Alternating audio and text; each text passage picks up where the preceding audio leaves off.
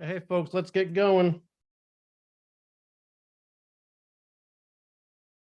We'll see who's around tonight. I just sent the link to Annette. So I'll just do some prep on my end. I'm going to say hi to Anna Lee before Anna Lee pops in.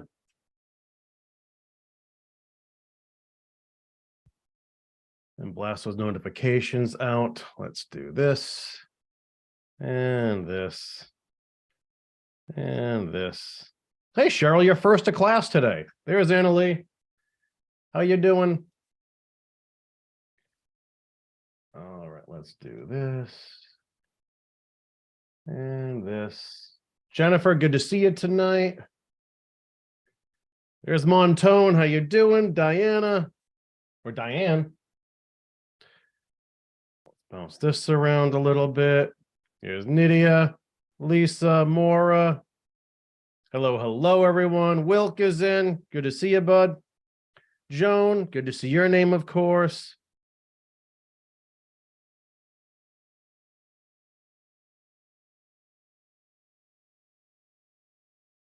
Just setting my background here, folks.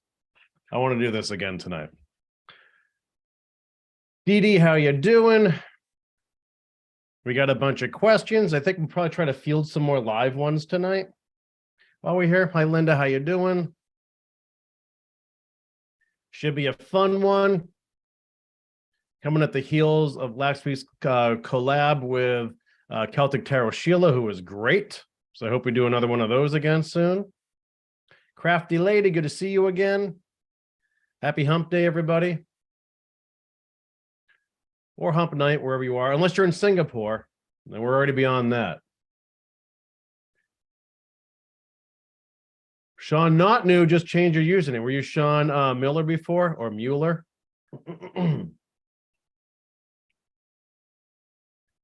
Joanne. Oh, hello, Victoria. Christy, good to see you. This can come down a little, I think. Vicky, how are you? Yeah, I like this background. It's one of my go-tos.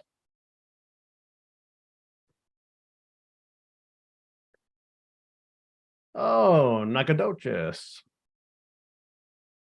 Hi, Sylvia. Hey, Mimi, how are you tonight? Well, there you go, Linda. Oh, Jelly Belly. Hi, Ireland. What are we pushing midnight in Ireland, Jelly Belly? Carol, how you doing? Oh, Brown Bunny Baker. Just finished watching Corey and Christian from last night. Very interesting. I liked it. Yeah, Christian and I just kind of shot the breeze for 90 minutes while I fielded questions. So would anyone else out there like to join me on a Tuesday night to chat when I field questions? Hi, Giselle.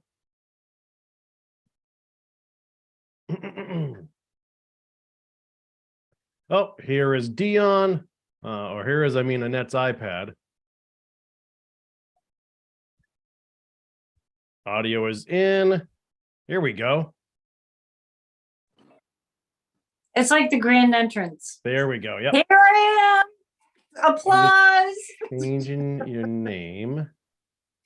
Oh yeah, I need to fix that. Do I fix that in settings? You can do it from, if you hover over your picture, you'll see an ellipses, like the 3 dots in the top right corner. I don't know if you can see that from a laptop. I'm not on a laptop. I'm on an iPad. You know that. Oh yeah. So I don't know. I don't know if you have the Meeting option. settings. Meeting Corey. Oh, I can touch up my appearance. You mean I don't have to do my makeup? It will do it for me? That's I've noticed amazing. some people touch their appearances up on Zoom. They have Really? that.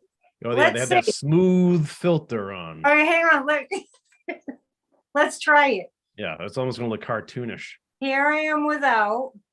Andre, how you doing? SG, Lauren Green. Hey, good to see everybody. Did it tonight. do anything? Yeah, I don't know. Looks the same to me. Yeah. I guess I was doing pretty good with the makeup thing. I don't know. I don't see any difference. Nothing. Sad Guru looks like a white man though now. No, he doesn't. No, he doesn't. Very dark skinned. Yeah. Very Indian. Vicky What's Nedwick up? says the dots are on the iPad too. Hi Lillian, how you doing? KP. What did I Let's miss? see if we get to your question, KP. Barbara Mooney. What's up, Annette? Hi, Barbara.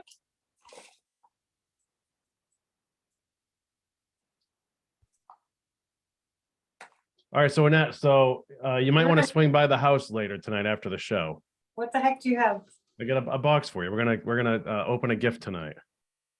Are you going to open it so I'll already know what it is? It won't be a surprise. I already know what it is, and but I just got a box this week. I don't think I did. I don't know. I was at the post office yesterday. The woman didn't mention it, and she knows us. So Oh, really? What's her name? I can't remember. Oh gosh, I have to ask her then. The blonde woman there behind the. I did ask her once. You know how that goes. Yeah. Right out of your head. I'll never. My dad. Want to hear a dad joke? I'll never forget what's his name. Oh yeah, I know. Have you heard that one? I'll never forget what's his name. All right. So how's everyone doing tonight? You're watching another episode of The Psychic and the Sidekick. She is the psychic, Annette Dion. You can find her with her own channel.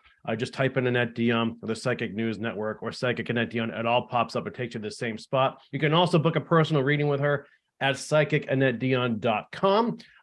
Or I suppose look for your any upcoming online classes you have. Yeah, I have a lot of classes coming up, and guess what I did this afternoon? I'm not going to believe it if you tell me. So just go ahead and tell me. I'm not You're going to not believe gonna it. believe it? Nope. Maybe you already know. I don't know. Are you Wait. sure? We roam in the same circles. No, I don't know what you did. I'm teasing. I have my first debut podcast. It's not up yet. Oh, you did? With Andrew? Oh, cool. Yes, I have a brand new podcast. It was kind of weird because I was just sitting by myself in a black room talking. Yeah. Because I didn't have a guest. It was just me. I just figured, until I line up a guest, because it was kind of like the whole thing came together really quickly.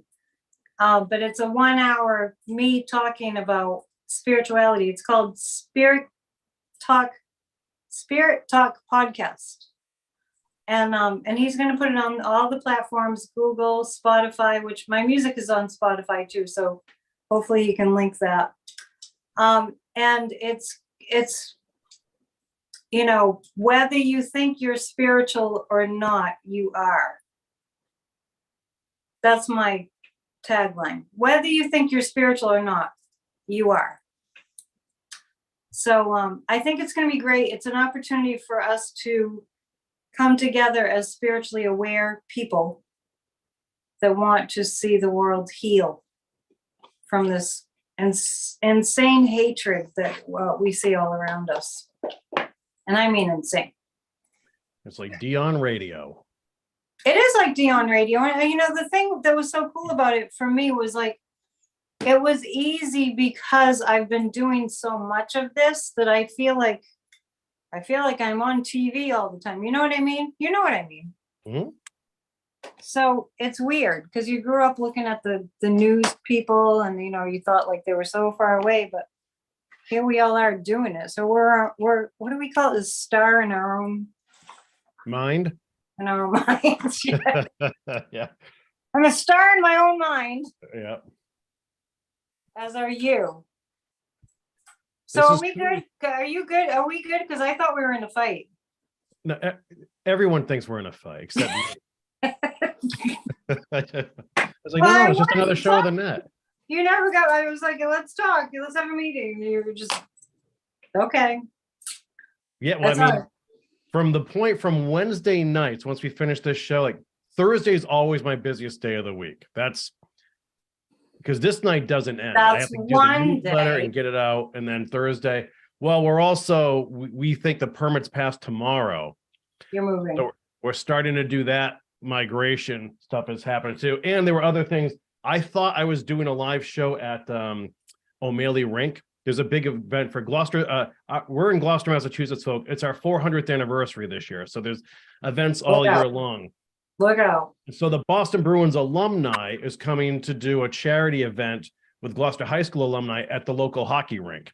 And I was supposed to broadcast that live Saturday morning and interview players and coaches and 400th anniversary organizers, and it all fell through. So Why? we were unsure of an internet and Wi-Fi connection there.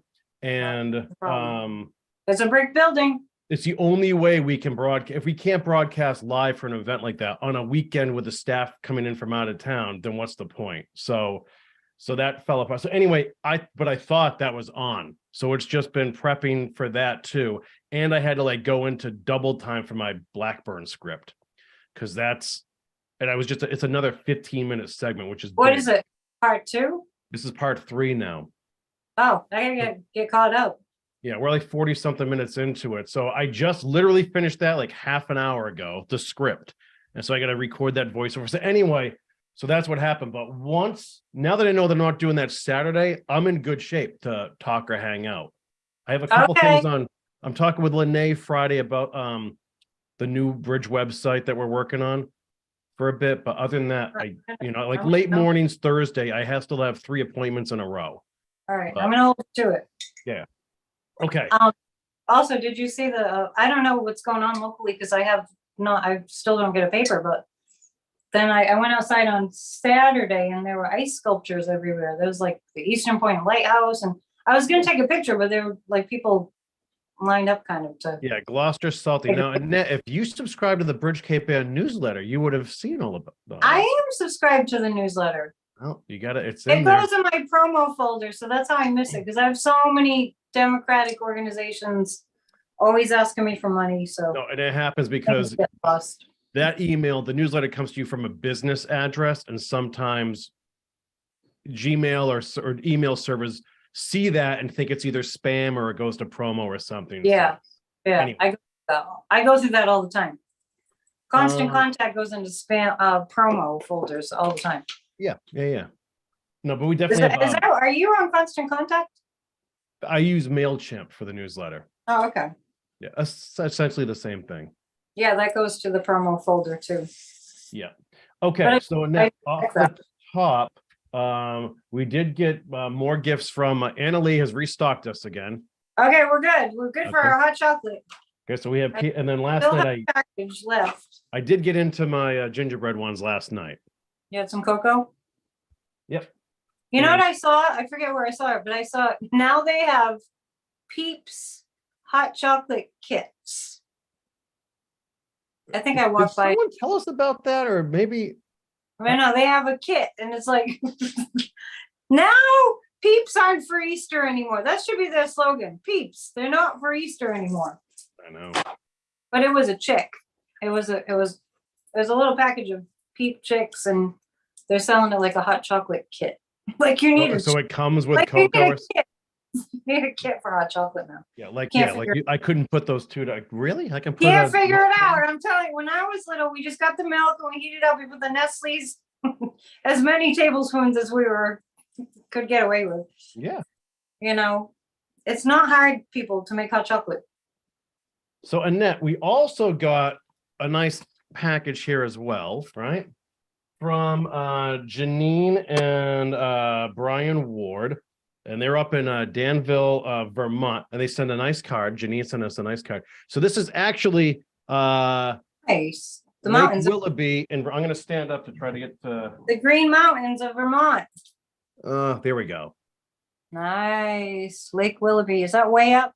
That's way up. That's on the Northeast Kingdom. That's actually exactly where I was when I heard that Princess Di was in the car wreck. Yeah, I've been up there. It's beautiful. Yep. It's beautiful. So she sent the little cards. I figured I'd read that first, right? Bring on the love. Yeah. Hello, Annette and Corey. We've been watching you for about a year and love you both. We live in Northeast Kingdom of Vermont, Danville, for over 45 years. I went to LSC, and Brian, my husband, taught there for a while. That's where I went to school, up in Linden State, which I think is now Northern Vermont University. So in St. Johnsbury, there is an Ocean State job lot store, and that's where I found Tim Tams. The Tim Tams. Where's my belt? We love Tim Tams. And it used to be, we thought we had to go all the way to Australia, or Australia had to ship them. So there you go. So hope you enjoy them. If you're ever up this way, please check us out. We also love Bubba and enjoy all that you do both together and separately. Thank you both again. We agree with everything you stand for. Best wishes, Brian and Janina. So how sweet is that? That means so much. I mean, you know, and the thing that means so much mostly is that they take the time. You know what I mean? Yeah. Like a lot, I mean, I'm guilty of, oh, I really appreciate that person. And then I never like get around to like sending them something and tell them. I was like, they just restore my faith in humanity. Very sweet, huh? Yeah, it is. We feel get like a lot of course, whether it's a comment, and I see all the comments too, folks, even after the videos are done, after the live sessions. And but we get a lot of like lengthy emails, cards from people. They're really sweet. Sometimes it's like very personal stuff that I won't share in a live session, or I'll just give it to Annette or whatever it is. But most of it's all going to Corey, because I don't see the live chat, and I don't know what people are writing to you unless you read it to me. Yeah. But it's all there. Well, yeah, and I don't know that, because I don't want them to think I'm totally ignoring them. Right. No, it's hard because I was fielding questions for you last night, and Christian joined me live again. Oh, okay. In the Zoom. And so, but he couldn't see the live chat, and so I asked him, like, you know, because we were both talkers, so when he would talk about something, I had to monitor the chat, and I was doing my thing, and I asked him if it bothered him at all, because it's weird that you think you're having a conversation with someone, and then that person is doing this. But that's why you can also think of this as a podcast as well. Like, I think of it as a radio show. You were listening. Yeah. To me. Yeah. It's hard. I have to use, but you know, I have 2 ears. One ear to the live chat, one ear to the. I know. Well, we just have to train you on the. I can do that. The very interested expressions. You know, a lot of people do that, and they're not even listening. A lot of people are really good at. Yeah. Yes, honey. Right? You're married, right? You're right. Yeah. Yeah, honey. Of course you're. You know right. what? Just quick story about that. When my parents had their 60th anniversary, their wedding anniversary, we took them to the Passports, this restaurant right here, and we were leaving, and one of the waitresses said, "What's the secret?" My dad said, "Just always agree." Yes. Yeah. So just do those. You got it. So welcome folks. This is usually how Annette and I start the show. We do like that from 6:30 on. We get caught up, and we unbox gifts and shoot the breeze for a bit. Do you have anything else to share off the top, Annette, or what? That I do have room for readings, and thank you to the people who booked readings after my rant last week, which is why Corey and I got mad at each other. But I had to rant. Sometimes I have to rant. It's not healthy to hold things in. I had just gotten to a point where I was like, why am I doing this? And the feedback that I got was like, oh, we just thought you were busy. I have room to schedule you for reading. Next week, I'm actually going to be in New Hampshire, but I'm planning to do this show, but it might be an abbreviated version.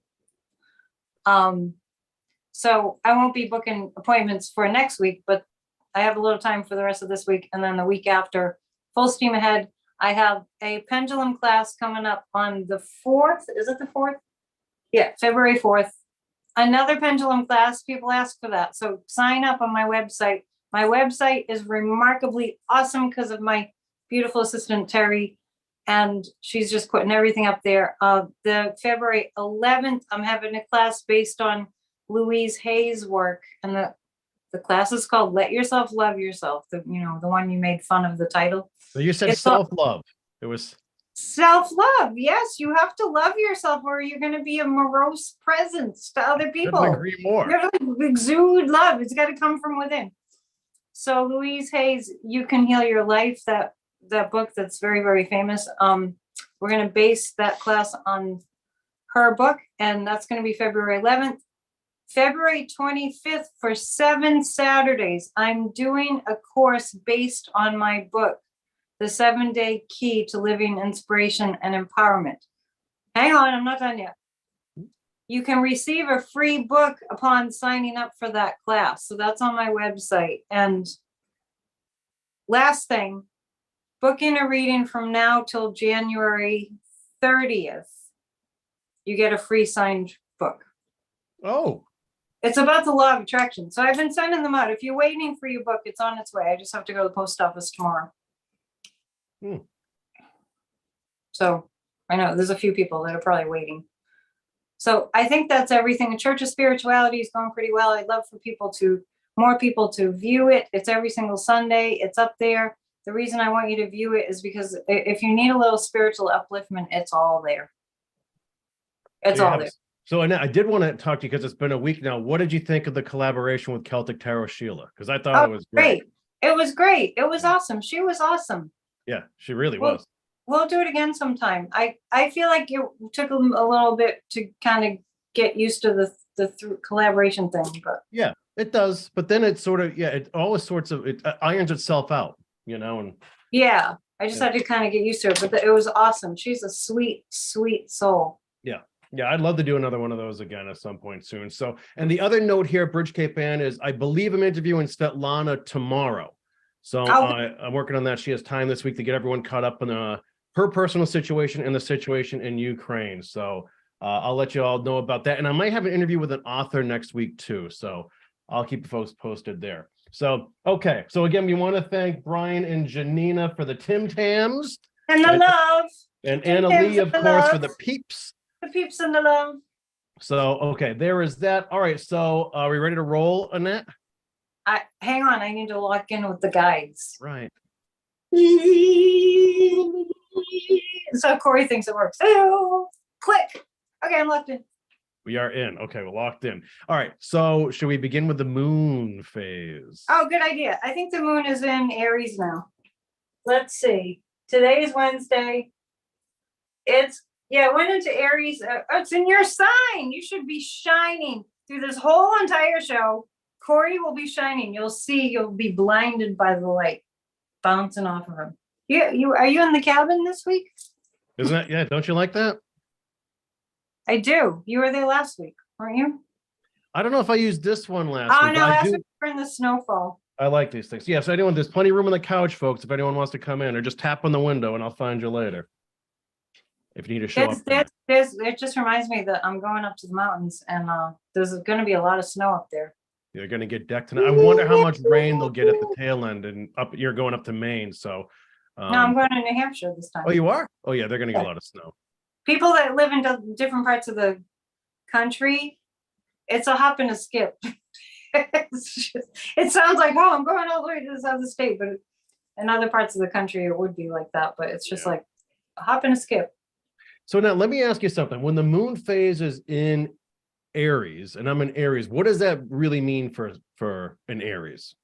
That means that you should feel like everything's just fitting into place, and you feel coming like up, Corey, tonight. Coming up, Corey. Everything's coming up, Corey. Yeah. I like it. That's a good way to put it.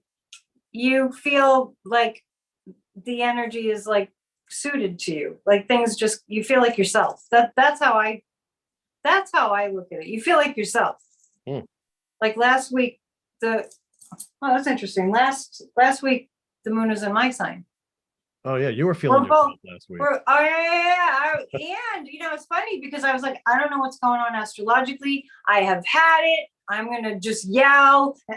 And then I was listening to somebody on YouTube who was talking about the astrology, and she was saying, I don't want to get it wrong who it was. I want to give her credit. Her name is Denise. And she was talking about the astrology, and she was saying, yeah, this Aquarius is going to make you feel like I'm not going to take it anymore. And it was like, oh yeah, was that on target or what?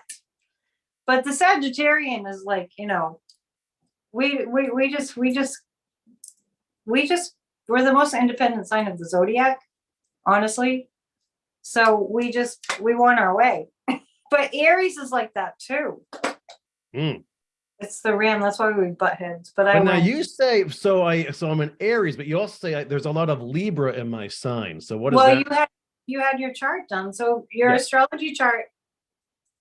Everyone should have their astrology chart read. I recommend Andre at Astrology Alert, or there's many good astrologers, but anyway, I've just seen his YouTubes and he's very accurate. He's very, he puts it in a way that if you don't know astrology, you understand it. Anyway, your astrology chart is like your soul chose to come in at this specific time and place that you were born, when there were certain things going on in the cosmos. And it's a blueprint for your life journey. So being a person that's really interested in what makes people tick and why I'm inclined to do things a certain way and, get into certain areas and life and subjects, it's all right there in my chart. So if anyone wants to know what your soul was, what the heck was your soul doing? What did the soul plan to be experiencing for whatever reason? It's all in the chart. Yeah. And you have a lot of Libra in your chart, and Libra is a sign of bending over backwards for other people, to put it frankly. Oh, one more time in that. One more time with feeling. But not only, it's sometimes to a fault, to where you actually suffer. Yeah. Can you relate? Let's do a reading on Corey. I'm an open book. I know, but unless you can put it in the chat, should Annette do a reading on Corey? I just asked in the chat if anyone's had their astrological chart read. So we'll see how that goes. If you're a seeker, if you're somebody who's a seeker who considers themselves, I want to know as much as I can about this life and about what it's all about for me, and astrology is the way to go. And then in readings too. But I think the two hand in hand, you can't beat that combination. Yeah. Like if you got a really good astrology reading from a good astrologer and a really good psychic reading from a good psychic, you would have a pretty clear idea of how to move forward. That would be the most ideal combination. And you are a good psychic, and I've always said it. You nailed some amazing, I'm talking like even from years ago, because a lot of people, you can do personal readings, but for me, you actually did readings from my business. Yeah. And you nailed some crazy things about the business that were absolutely true. So. And then thank you for having the intuition to get me hooked up with Andrew. Mm-hmm. Yeah. So it all kind of comes back around. He's a great guy. So he's a podcast guy. He's got a nice studio over there. It's very nice. Yeah. Yeah. We'll go back. Maybe we go back sometime and do our thing again during the day I don't know. It's a different kind of show. Yeah. We can do that. So, so we're almost on the top of the hour, but I did want to mention last night in my live session to gather questions for you, we talked about how, I know people prefer the side by side and they out on the deck and we're having dinner, but then you don't realize how much people miss us eating together or eating. Oh, I know. We stopped doing that. It's more fun to eat in person, but it's the too many things flying around. Too many viruses flying around. I'm real careful about that. Are you? What if we both had astronaut helmets on and then did a side by side? Let's do it. Does that protect you from viruses? I have no idea. I don't know. It would be interesting. Yeah. I saw somebody walking on the street today, nobody around with a mask on, and outside. I think that's maybe she had allergies. I don't know. I'm not saying anything about it's bad to wear a mask, but sometimes I think, wow, that's really, really, really cautious. Other than airplanes, I'm seeing more people wear masks outside than inside. Really? Joggers or people walking to work. Yep. It's maybe odd. They're trying to keep their face warm. Well, maybe 'tis the season too. I will say one thing about two things about that whole COVID thing. One is the minute we had to wear a mask, I didn't get sick for 3 years, and I always get sick. So that happened. The other is I fell in love with neck gaiters, which is now because I've never really wanted to wear. I wore a scarf last night for the show, but I like having neck gaiters on it. That keeps you warmer. Yeah, and I heard when COVID was real bad, I heard that people were using those as a mask and that they weren't effective. Yeah, well, that's okay. Probably better than nothing, though. Yeah, I would think so. But why do you think people are wearing masks when they're outside in the fresh air? It's cold, fresh air, not around anybody. I don't know. Maybe they have a little something already and I don't know. I don't know. But if you're not around anybody, True. I should know. I should psychically look into it. You should. So, folks, it is 7 p.m. here. Oh, it is. We better get started. Yeah, we're in Gloucester, Massachusetts. You're watching an episode of The Psychic and the Sidekick. She is a psychic, Annette Dion. I am your sidekick, Corey from Bridge Cape Band. We're both coming to you from Gloucester, Mass, the northeast corner of Massachusetts. We have 300 plus in here tonight already, so welcome. Ew. And I have our small talk out of the way. She's locked in with her guides. We're ready to get the show going. And the guards. Yeah, the guards. and the guards. The guards are I'm here on too. guard. Annette, why don't you reveal which deck you feel like you're going to be using tonight, and then we'll get to our community card to start things off. Well, let me ask the guides and the guards. I was looking for the Witch's Tarot, but I must have them in a bag somewhere where I don't. Not sure which. I have a lot of bags that I change up a lot. Oh, the Hanson Roberts deck wants to be used. Okay. This is a deck I used to use a lot in the 90s. This is actually another deck because I lost that one in my travels, but same deck, same brand, just newer. Let's see. What's your question? Well, I don't know if we were going to start with a community card tonight. Oh, well, let's see. The community card. I guess we have been doing that, haven't we? Mm-hmm. So because we know what happened when we end the show with a community card. We know what happens. Yeah, it's but 400 people jumping off an airplane. But I think we've been doing both. Yeah, we have. I think we've been doing before and after. Okay, so this will set the tone. Let's do it this way. Yeah. This sets the tone for the evening. So this is kind of a new thing.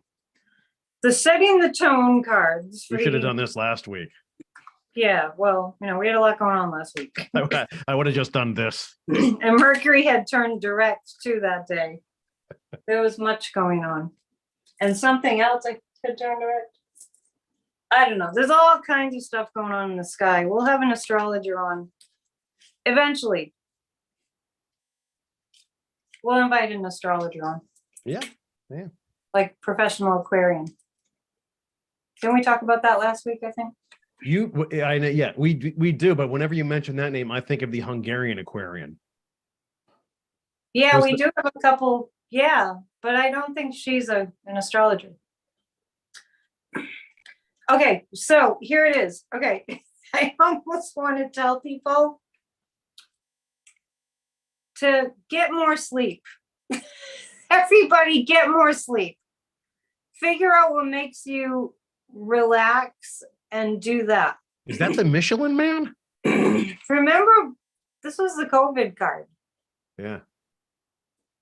And a different deck. Remember when COVID was coming and we didn't know we didn't know such a thing existed. And we kept getting the Four of Swords. It has a full body cast in it. That's the retreat card. I want to remind everyone too, if you're in the Northern Hemisphere, it's winter. And in the winter, we're biologically wired to just kind of hibernate. And back in the days when we didn't have electricity and heat, I know, can you even imagine? That's why what Ukraine is going through with no utilities just boggles my brain with sadness. But the back in the times when there wasn't that, people would stay in bed all day. If they could, they were just surviving. So in the winter, we want to take a retreat. That's why I'm going away, take a retreat. There's a lot of disruption happening, a lot. I do sense some earthquake energy with this card too, so hold on to your hat. This seems like there's going to be a lot of questions tonight about justice. There's a Knight of Swords. Do you like these cards? Yeah, they're cool. They're too small? No, they're not small. Because I'll hold them. You mean the print on them? As long as I can catch the visual. Yeah, I mean, if you want me to use a different deck, I will, but I do love this deck. No, they're visually arresting, Annette. Good, because they bring back fond memories of the 90s and doing readings with these. These are, I just want to give credit to the artist. So it's the Hanson Roberts and illustrated by Mary Hanson Roberts. Made and reinterprets Rider Waite with classic fairy tale images. Yeah, cool. Okay, that's that. Annette, we are being told that astrologer Andre Carr is actually in the live chat tonight. Andre, he reached out to me and then he didn't email me back yet. Yeah, so I didn't want to mention, I did mention his name already. I hope he caught that. Yeah, I did. Yeah, and then people were telling me in the live chat, hey, Andre's here. Oh yeah, maybe next week. Yeah. Hit Annette up, Andre. Annette Dion7@gmail.com. Thank you. Oh my God, my chair is failing me again. Uh-oh. 2 weeks it worked, and now this one is not going to work. This Corey just goes. Oh my God. Well, no, what happened? It's ridiculous. So, all right, let's end the first poll of the night. 56% said they have not had an astrological chart. Their chart read. Oh, there you go, Andre. We just drummed up some business for you. Yeah, plenty of work to be had. So, okay, is that there his you go. handle? Is that his handle in the chat? I didn't see the name in the chat. I just saw people mention him by name in the chat. Okay, so I see. I thought you said he was in the chat. Yeah, that's what he is somewhere, but the chat's moving really fast right now. Well, maybe he can grab all that business. Yeah. Get it while the going's hot. Wait, we're getting some testimonials in there now for people who worked with Andre, so that's cool. Oh, excellent. Awesome. All right, are we ready for question number 1? I just want to say, speaking of testimonials, I want to thank the people that wrote the most beautiful testimonials from my website. It's really shaping up, and that makes a big difference. If you see testimonials, then you're more apt to, if you see a Yelp with 5 stars across the board, you're more apt to frequent that place. I will say one thing, Annette, is you always seem more settled when you know that you're getting help, especially in the world of tech, like when your website is being taken care of, it always calms you. Big time. It's a pain point for you when it's not happening for you. I think, Corey, and I think you can relate to this. When you have so much passion for your work and you know that all you need is someone to do the tech stuff and the social media stuff, and it's just not coming together. But I made a decision this year. It's just that's it. This is, time's up. Yeah, that's a lot. And what's great about you doing the podcast is a group like, a guy like Andrew and his company, they tell me right off the top, Corey, we worry about the lights and the camera. You worry about the action. Because all I want to worry about is you being comfortable, people in the live chat being comfortable, that engagement. And it takes, you got to focus and be on your game to do that. And when it's like, well, geez, what if the Wi-Fi conks out, or this audio's crap, or this looks like lousy? It sucks to have to think about it. It weighs on you. Let's hear it for Corey, because Corey does it all. Of course, we don't hear the bell that time. But he's a true Renaissance man. You couldn't hear the bell? Could you not hear the bell? I can. That bell we could hear. Christian tried playing bongos last night, and then we couldn't. That's probably not going to work. So, all right. Question number 1 comes from Rosanna Dana. We've got questions from Rosanna Dana before. Yeah. I love it. All right. And it goes something like this. Annette, Senator Ted Cruz introduced a constitutional amendment Monday to impose term limits for members of Congress. And as I choke this next statement down, agree with him. But what are the chances of it passing? That is from Rosanna Dana. You said term limits so fast. I was like, what did you just say? Term limits? Term limits? Congressional term limits. He had introduced a bill? Yeah. Cruz introduced a constitutional amendment on Monday. To have term limits on what seat? What branch of government? For members of Congress. What's the limit? Is there a limit? No, Feinstein, Diane Feinstein. Oh, I don't know if he had a specific limit. I don't know. Does anyone out there knows? Warren Green, you might know that. But is Warren in the chat? Yeah, Warren's in here. What is the actual question? What are the chances of it passing? From Ted Cruz? That's a pendulum question. I don't know, what are the specifics about is it 2 years? Is it I mean, She doesn't have specifics. I don't know the specifics of the bill. Currently, there's no limit yet. We know that. well, what kind of limit does he want to enforce? Well, who knows? Is it 6 years? Is it 10 He, years? you know what? He probably doesn't even know.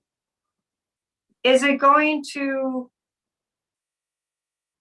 The pendulum's giving me the runaround. I don't think I have enough information on that. It's like, what? Okay, what is he proposing?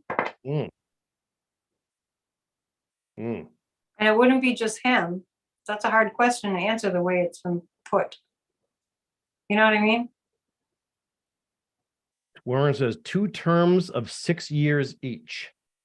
Okay, I have the 6 down, but 2 terms of 6 years each. Thank you, Warren. That's what he's proposing. Yes. Will Ted Cruz succeed? No. You know, because honestly, I think that Jack Smith, I think the DOJ is coming after these people. But don't you think it's more like no one wants that to really happen? They just talk a good game and it's a little PR move. That's their whole story. Yeah. I don't know. The whole thing is a show. I mean, the Republicans, the sector of the Republican Party that are the fascist party. They're just doing everything for show. They're not doing anything for any reason that has substance or benefit. It's just for show. To flex their muscles. Anyway, I didn't see anything happening there, but my sense was that because he won't have any power. And he's got to have the votes, right? He does. Good. Yeah. Let's have an Okay. exciting question. Next question comes from Barb Mecca. What does Annette see regarding the classified docs found in Pence's home? Did Pence take them for a reason? Did Pence take them for a reason? Well, let me tell you something about that. Okay. Thou dost protest too much, methinks, I thought, when I saw the clips, currently the old clips that I hadn't seen before of Pence being asked by an interviewer, did you take any documents? I don't know if you saw that. You probably don't watch the news like I do. Mm-mm. But I'm sure the people in the chat saw it. Because, you know, if you watch the news all day, they show it many times. He's being interviewed and the interviewer says, did you take any secret documents? And Pence goes like this. Corey, you have to look up. I'm going to demonstrate here. So Pence goes like this. No. You bobbleheaded? No, I didn't take any documents. Okay. Mm. Some oceanfront property in Arizona for sale. I think that my sense is, my psychic impression is that Trump said, take these. And he knew he had secret documents in the house. But just to take that a step further, he did the right thing, just like Biden did the right thing. And we're finding out that we have gazillions of holes in our security. We're praying that we stay safe. That's for sure. And Pence, I'm telling you, I just kept thinking about Pence and the fly landing on his head during the debate with Kamala.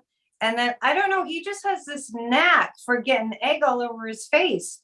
He's so not appealing. I don't know what he's thinking running for president, that he thinks he's actually going to run for president. I mean, he has zero appeal. He's like a loaf of Wonder Bread. When I see Pence, I'm being nasty right now. If he was a good person, I wouldn't. Okay. Every now and then, I just need you to just rub on Sadhguru's beard. There you go. Peace and calm. Yeah. It does work. All right. Thanks for the question, Barb. Moving on to the next one. This comes from Eileen, who's always with us. Hi, Eileen. With 39 mass shootings so far this year, when will comprehensive gun laws be passed and be signed into law? When the Republicans are fired. throw the bums out. The reason that this is happening is because they refuse to look at the fact that, I mean, we talked about this in our group last night, with way more guns than people in the United States, we're gonna have shootings because there's a certain percentage of the population that's mentally disturbed. So what was the question? Will there be reform? Yeah, when will comprehensive gun laws be passed and signed? When? Well, the last time I read on it, and then there were more shootings, of course, because there's always shootings. I felt like something would be passed, and some gun legislation was passed. We need much, much, much more stringent gun reform. I was citing the stat that 89% of Americans across the board, 89% of Americans strongly want background checks on gun purchases. 89%. To which I say, is that democracy?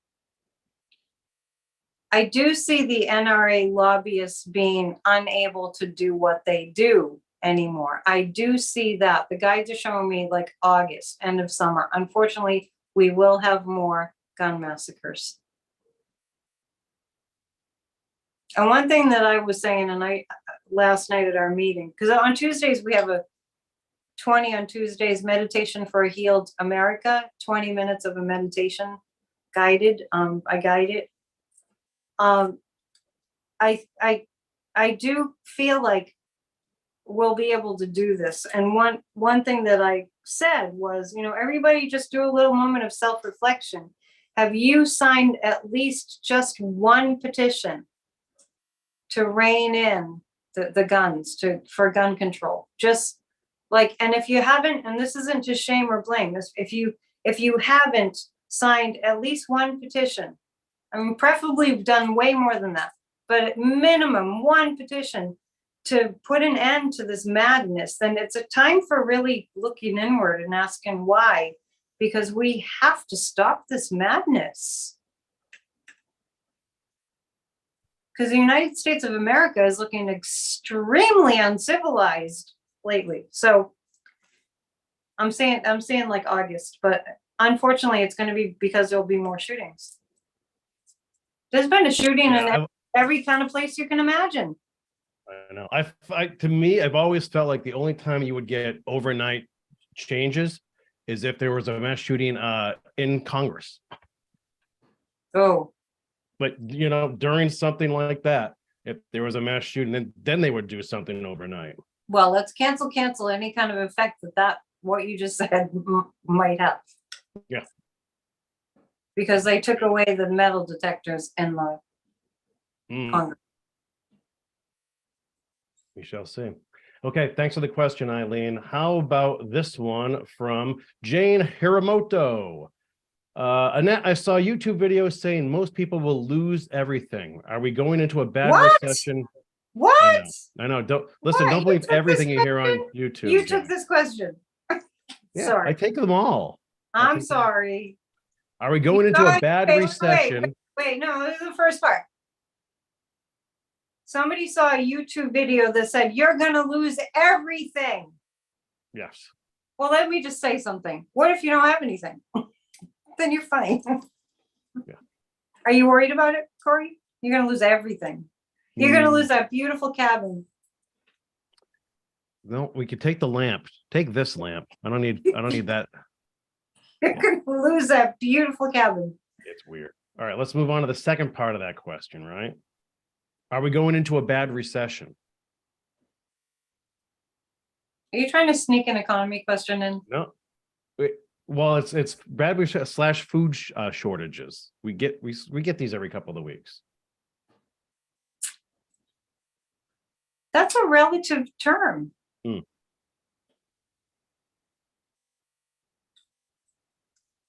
Call me snarky. That's a relative term, a bad recession.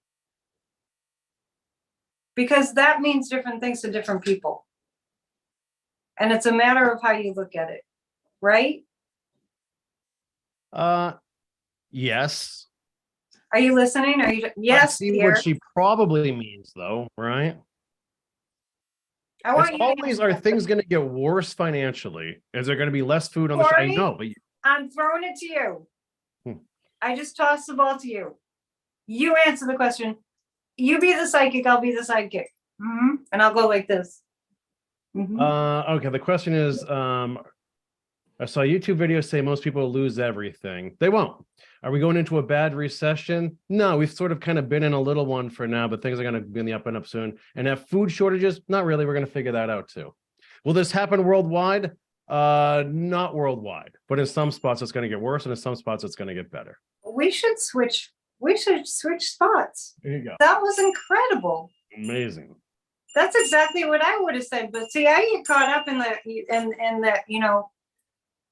the way thoughts, energy follows thoughts. So don't even let your thoughts go there. So that's why I get stuck. Everybody has their own individual experience of the life that they're living right now, right? You're having your own personal individual experience of the life that you're living right now. It's all perception.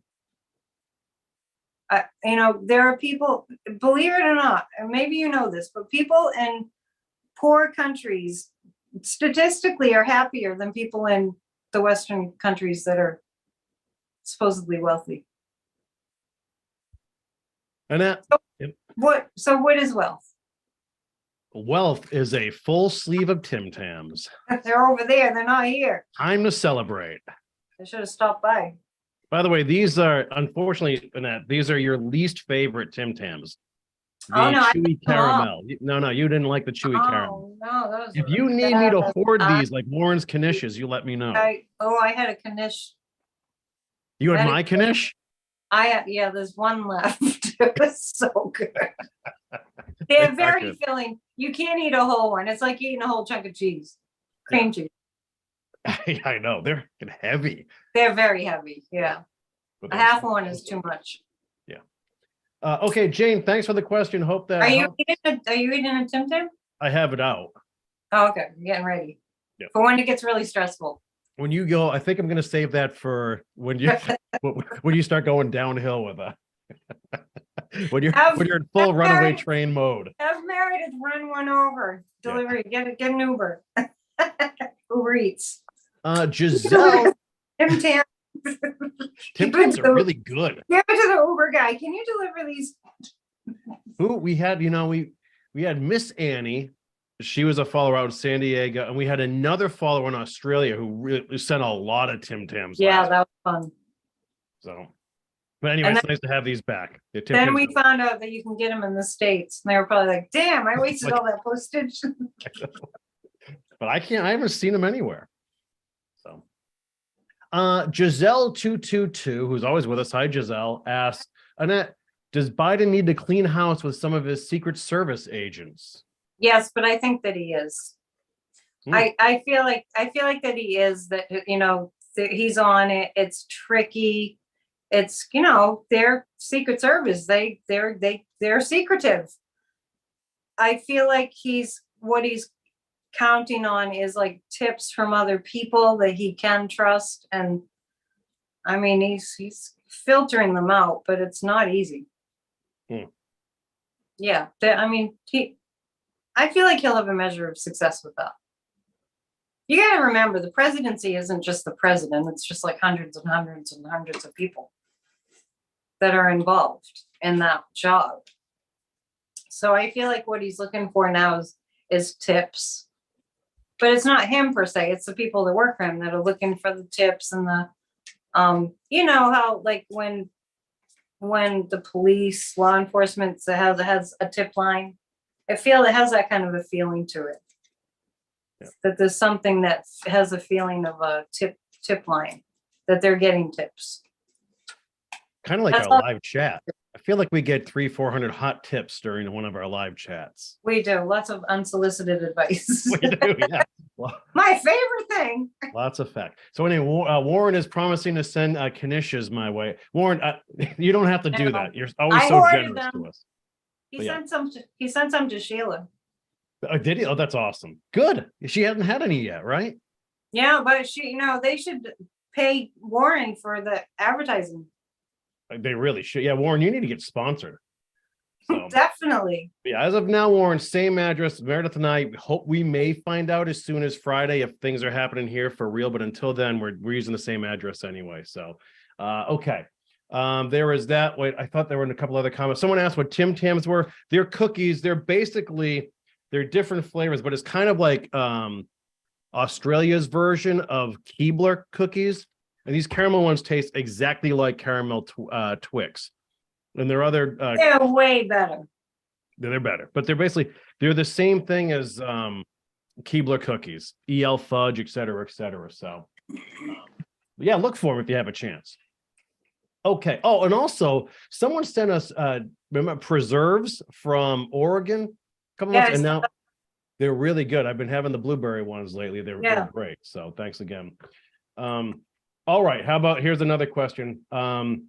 We just saw news breaking from Ukraine this week that some officials have stepped down. Is there talks of corruption? How much of the aid that's being given to Ukraine is being pocketed by those in power there? So if you want to talk about the corruption in Ukraine.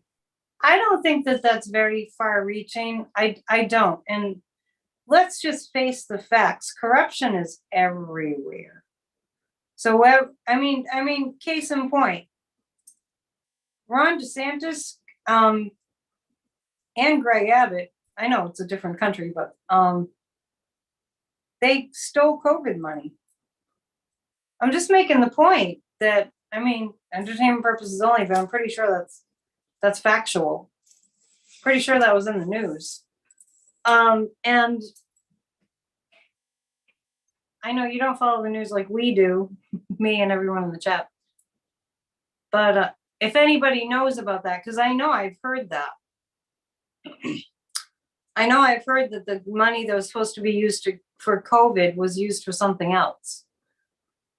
So I'll look up the story and get back to you. Anyway, where there is lots of money being funneled in, there is corruption. Did that answer your question? It did. Kind of indirectly. Yeah, but I mean, yeah, because the way that PPP and that money was handed out, all of that, yeah. It was just like, hey, we're just going to give you guys the combination of the vault. Help yourselves. I mean, a lot of things that we do here are based on the premise that people will do the right thing, and that's just not working anymore. So where there's going to be money gifted, look at what Trump did with the so-called charity that he had. How about the Build the Wall? Yeah, there are a lot of sham nonprofits out there. Yeah, so where there's money being funneled in, there's going to be people to steal the money. Too bad for them. That is horrible karma for them. Who's you folks know out there, the really cool watchdog group that keeps an eye on things like nonprofits and whatever to see what percentage of those monies go to just BS admin fees and then what really goes to the cause. Throw that site up there if you guys have time. I think it's called Watchdog. Is it just watchdog.org? I think it's called Watchdog, yeah. It might be. Cool. Okay, well, thanks for the question. That last one was from Giselle. Here is one from PC. Annette, is MTG a security risk now that she's on the Homeland Security Committee? Yes. So everybody take a moment, visualize her being wrapped in a big bands of white light and taken to jail. She's a huge national security risk. She has the Viktor Orban playbook on how to overthrow a democracy and turn it into an autocracy. Yes, that question doesn't even need a psychic to answer it, right? You know what I mean? It doesn't take a psychic to know that she's a national security risk. she's been put on these committees that have to do with our security. Yeah, is she Everybody the, wake up, speak up, rise up. is she the? I get my nuts mixed up. Is she the Gazpacho Gestapo nut? Yep, Yeah. she's bona fide crazy. And then Kevin McCarthy said something about her, like he would never go against that woman. Like, and I'm like, isn't he married? I did read that the prior to this, he's acting like stand by my woman forever and ever. I'll never turn on her. It's like, what? Isn't he married? I'm just saying, you don't, it doesn't matter what it is. You don't profess your devotion and, commitment to somebody when you're married. Mm. And I'm not even saying they're having a thing, but I do wonder. But that level of devotion to Marjorie Taylor Greene, when I see Kevin McCarthy, sometimes I think he's under hypnosis or something. I think he's just under the influence. Is Kevin McCarthy under the influence? Is he under mind control? Is Kevin McCarthy under mind control? Yep. He's under mind control. He's a bad person and he's under mind control. Is it like cult mind control? No. Somebody said, somebody on a news show was saying it's like he has Stockholm syndrome. That's what it sounded like, right? Falling in love with his captor. Does he have hostage syndrome? Yes. Maybe look up the psychology. That's a strong yes. Look up the psychology of Stockholm syndrome. I'm going to do that after because now I'm curious. Because the pendulum's really strong on, he has that hostage syndrome where he falls in love with the captor. We call him did I tell you about that last time? He's not speaker of the house, he's hostage of the house. Has Marjorie Taylor Greene hypnotized him? No, I don't know what it is. Has Marjorie Taylor Greene promised him something? She's promised him something. I don't want to dive too far down that rabbit hole. She's promised him something. Marjorie Taylor Greene has promised him something. I know. Has she promised him the presidency? No. Money? Has she promised him money? Not really that, not directly. What else could she promise him? I need some help from the chat. Ask them what else I should ask that Marjorie Taylor Greene promised. I call him Marshmallow McCarthy now. People are asking how she got security clearance.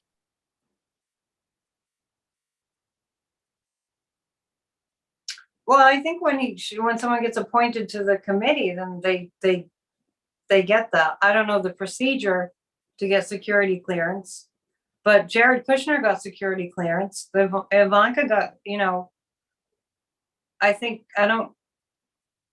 don't think it's a process that's not easy for them to go through as long as someone says, okay, you're in.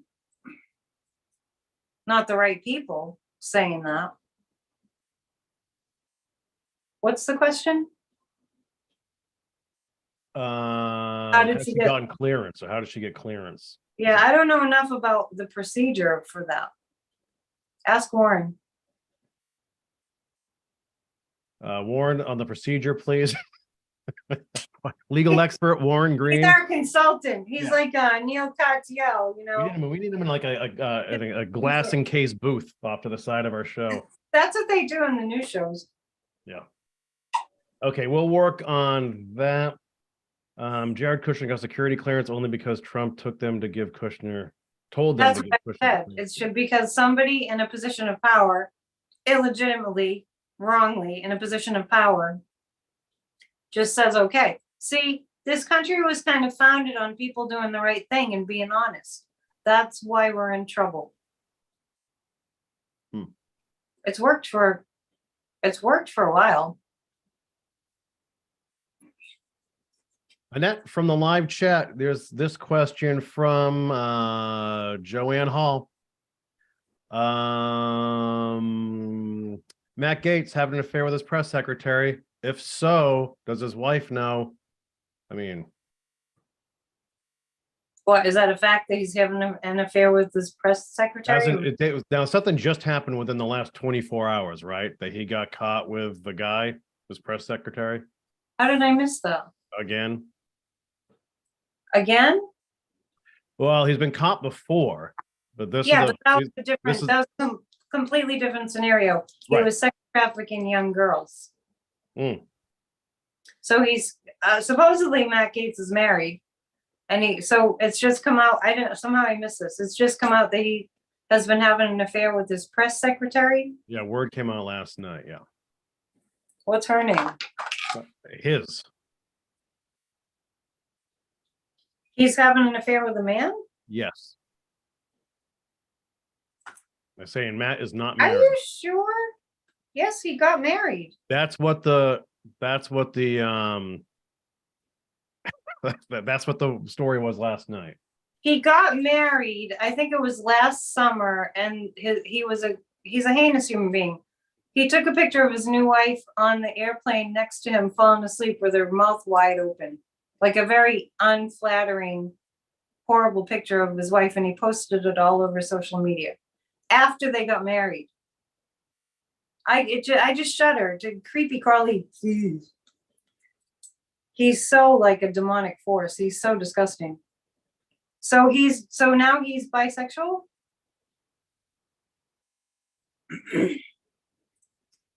I'm so caught up in the question. I mean, in the whole. Yeah, that's the story.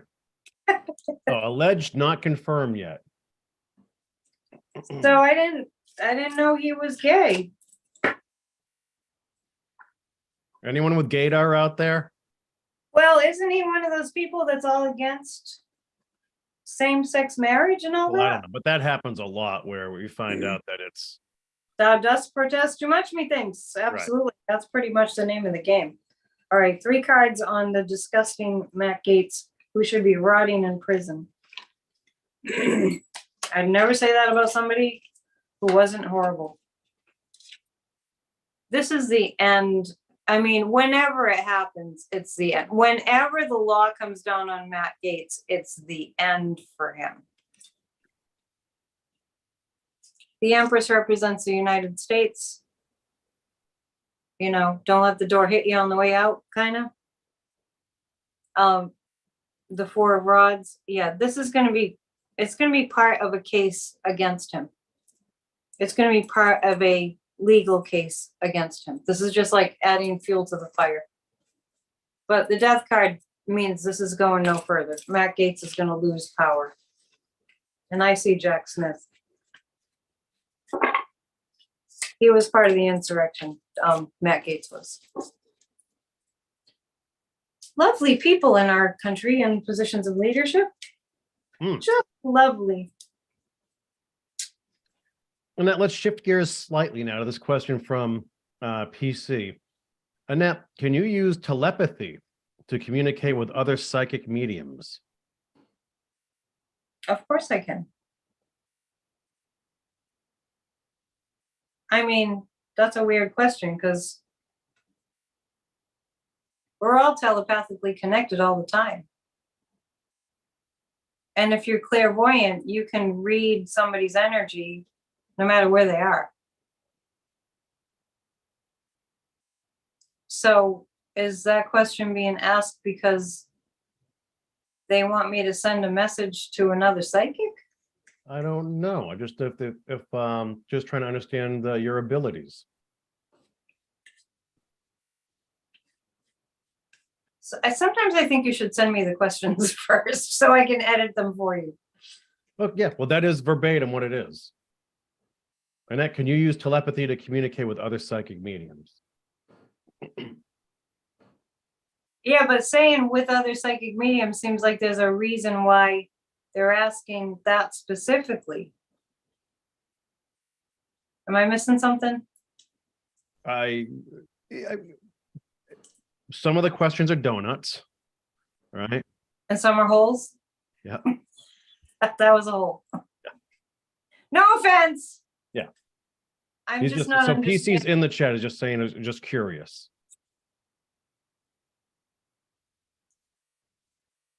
Well, you said right off the bat, well, of course I can. Well, okay, well, what could you? But can you answer how? How? Well. Or can you articulate? Dump the psychic. Can I articulate? I mean, I just don't know how to answer that. It's like, do you know how you smell? How do you smell? I don't mean like, how do you smell? Yeah. I mean, do you know the way that your what you smell like? System works? You know how that whole thing works? Oh, that. Can maybe we should move on. Yeah, because I can't really answer that. I just don't know how to answer that. That will be. Sorry. My apologies. I just don't really understand.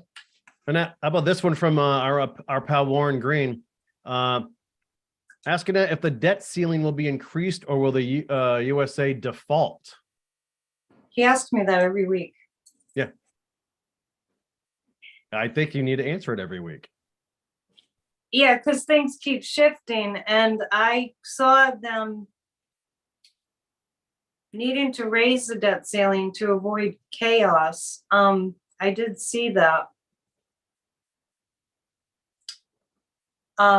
It keeps, when I think about that, I think of Mitch McConnell. It depends on how much power Mitch McConnell has over the fascists. So I'm going to ask this: is Mitch McConnell going to succeed in getting the fascists to raise the debt ceiling? No, Mitch McConnell's not going to succeed. I'm just asking to see if it's going to be his influence. I'm not saying it's not going to get raised. I'm just asking if Mitch McConnell has enough power remaining so that he could get the fascists to stop this ridiculousness. Did you hear Kevin McCarthy took Eric Swalwell and Adam Schiff and Ilhan Omar off their committee assignments? Mm-hmm. So they're holding the country hostage. And they're feeling like really proud of that. This is why I have my 20 on Tuesdays guided meditation group, because we're working with the energy of our thoughts to intervene. Will the debt ceiling be raised in a timely manner? Well, it's saying yes. I feel like if the fascists see they have a lot to lose, plus myself and other psychics have said we see the Democrats taking the House back. Is the energy still going in that direction? The Democrats taking the House back? Yeah, it is. So let's not be hasty in our conclusions that everything's going to just fall apart and we're going to just be in, lose everything. Let's not get into that mindset. We're not going to lose everything. But if you think we're going to lose everything, you keep thinking we're going to lose everything, keep thinking we're not going to raise the debt ceiling, and keep thinking the fascists are taking over, you keep thinking it, you're feeding into that. Let's not contribute to that with our thoughts. Mm-hmm.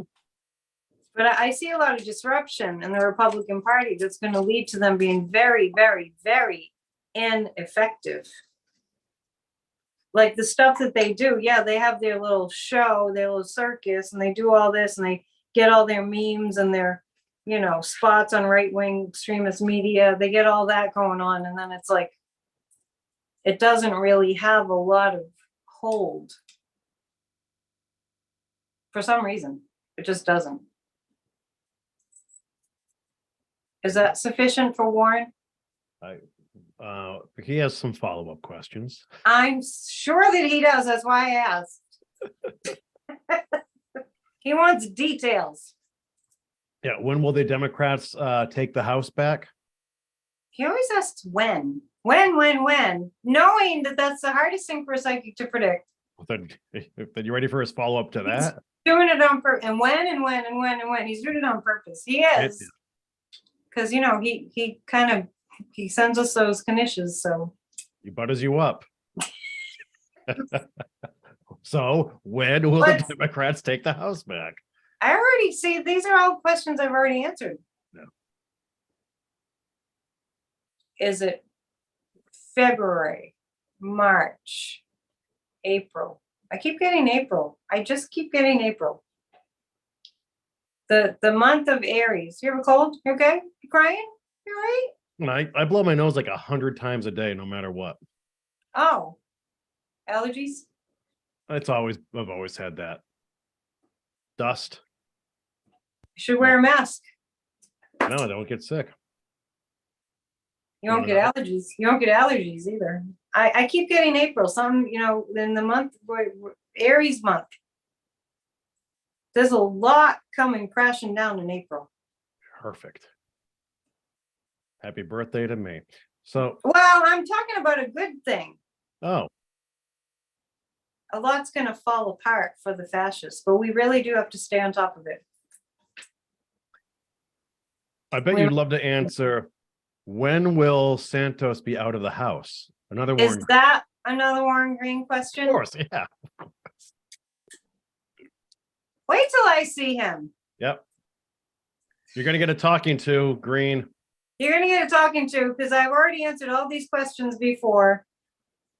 And well, is it still the case that Brazil will come and get Brazil's coming to get him. I actually think Brazil's going to try to help us out.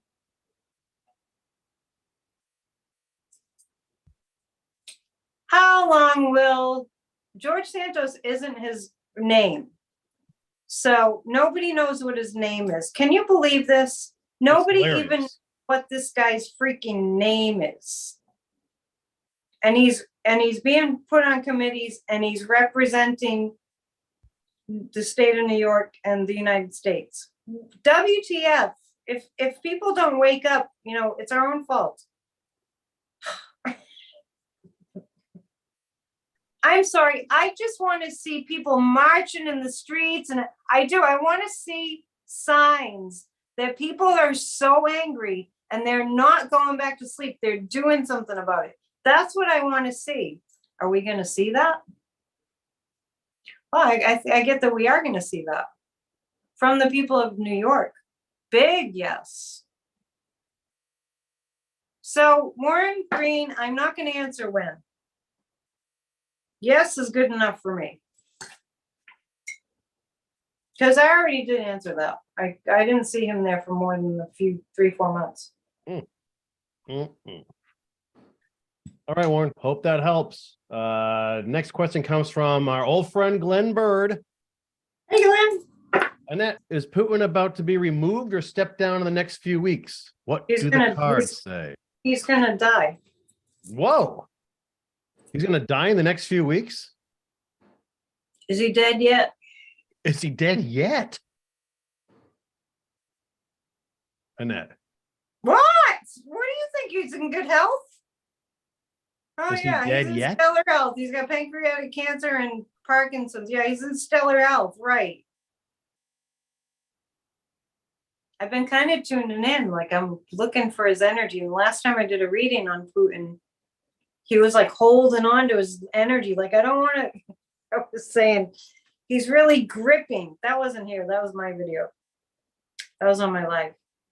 He's really gripping. He's really gripping. I just felt like Putin was really gripping, and people started talking about his bowels. That he's, losing his, what, literally. Uh-oh.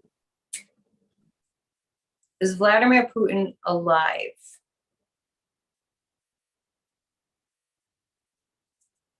I don't know what to say.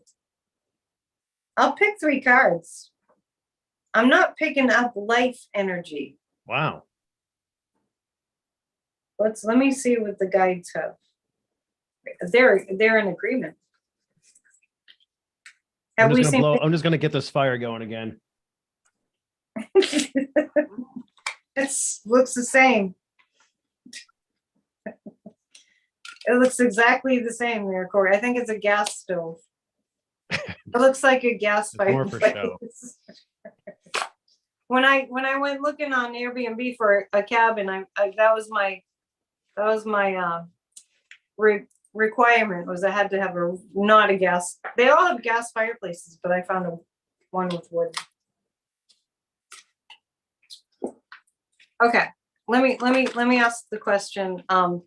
What's the status? What's going on with Putin?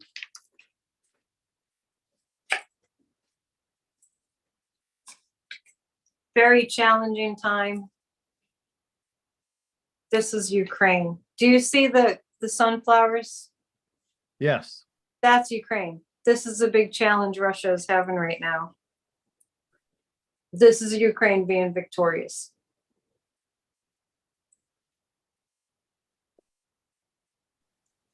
I think he's gone. And I think that we wouldn't know. Is his health condition being hidden from the world stage? Absolutely. The condition of Putin's health is being hidden. Absolutely. I wonder what the other psychics are saying. Do you have any psychics in the chat? Someone said that Autumn, this is from Peggy Reiki Master. Autumn hasn't felt his energy also. I don't feel it. I don't feel it. You know, and honestly, just doing this work there are different levels of certainty. It's not like yes, no, black and white. There are different degrees of feelings of certainty. So I'm feeling pretty certain. That's weird. If I get quiet on it, I'm just taking questions down from the chat, okay? Everybody just meditate while Corey reflects. Oh, no. We're back. Okay, Glenn, thanks for the question. And you got cards from that, Glenn, too, so. All right. We have this one from Naja. Naja. Hi, Naja. Bennett, what's up with all the tech layoffs? Why are they doing this now? Because they're greedy. It's greed. They don't get enough tax cuts. It's absolute greed. There's a really tragic element of the human condition where, you know, it's never enough. Never enough. Yeah. It's ridiculous. I don't know how you can be swimming in hundreds of billions of dollars and then there's a hole in their soul. It's like what I was talking about earlier with that question, are we going to lose everything? It's like, so what if you do, right? Corey, are you with me? So what if you do lose everything? So what? right. Don't you think you can figure it out? And don't you think that you'll still be fine? Because it's not what your possessions aren't your security. Your dog's your security. He just popped in. No, yeah, because he can smell Tim Tams. So he's sniffing. But the people, you know, these big tech companies, honestly, it's a race. It's a contest and a race to see who can get the most stuff. Why? It's a game for them. Who gets to have the highest numbers, be on the Fortune 500 list? It's really all about that. And the screw the workers that's going to backfire. It is going to backfire. Because I mean, it's like Twitter. How many followers are on Twitter now? I don't know what the latest numbers are. Like, what did I mean? Firing all those people. Elon Musk has gone dark. I don't know what's going on. He went from being all over the news to nothing. And speaking of social media, did you hear the Trump's getting back on Facebook and Instagram? That might have already happened. Yeah, it did happen. Yeah. I don't know if he's posted anything yet. I got off of Facebook because of that. So if anyone's looking for me on Facebook, my account's still open. And once in a while, I retrieve some messages. I don't get many. Every once in a while, I get a message. It's the only reason my account's there. But I got off of Facebook because Facebook is where the insurrection was planned. And Zuckerberg knew it. And I'm not on Instagram, and I won't go on Instagram because I get a bad feeling about it. Not that anybody's on Instagram is, and nothing's going to happen. I just feel this energy about it that I don't want to support. And now they're letting them back. Well, Facebook and Instagram are the same thing. So there's that. They actually profit from hatred.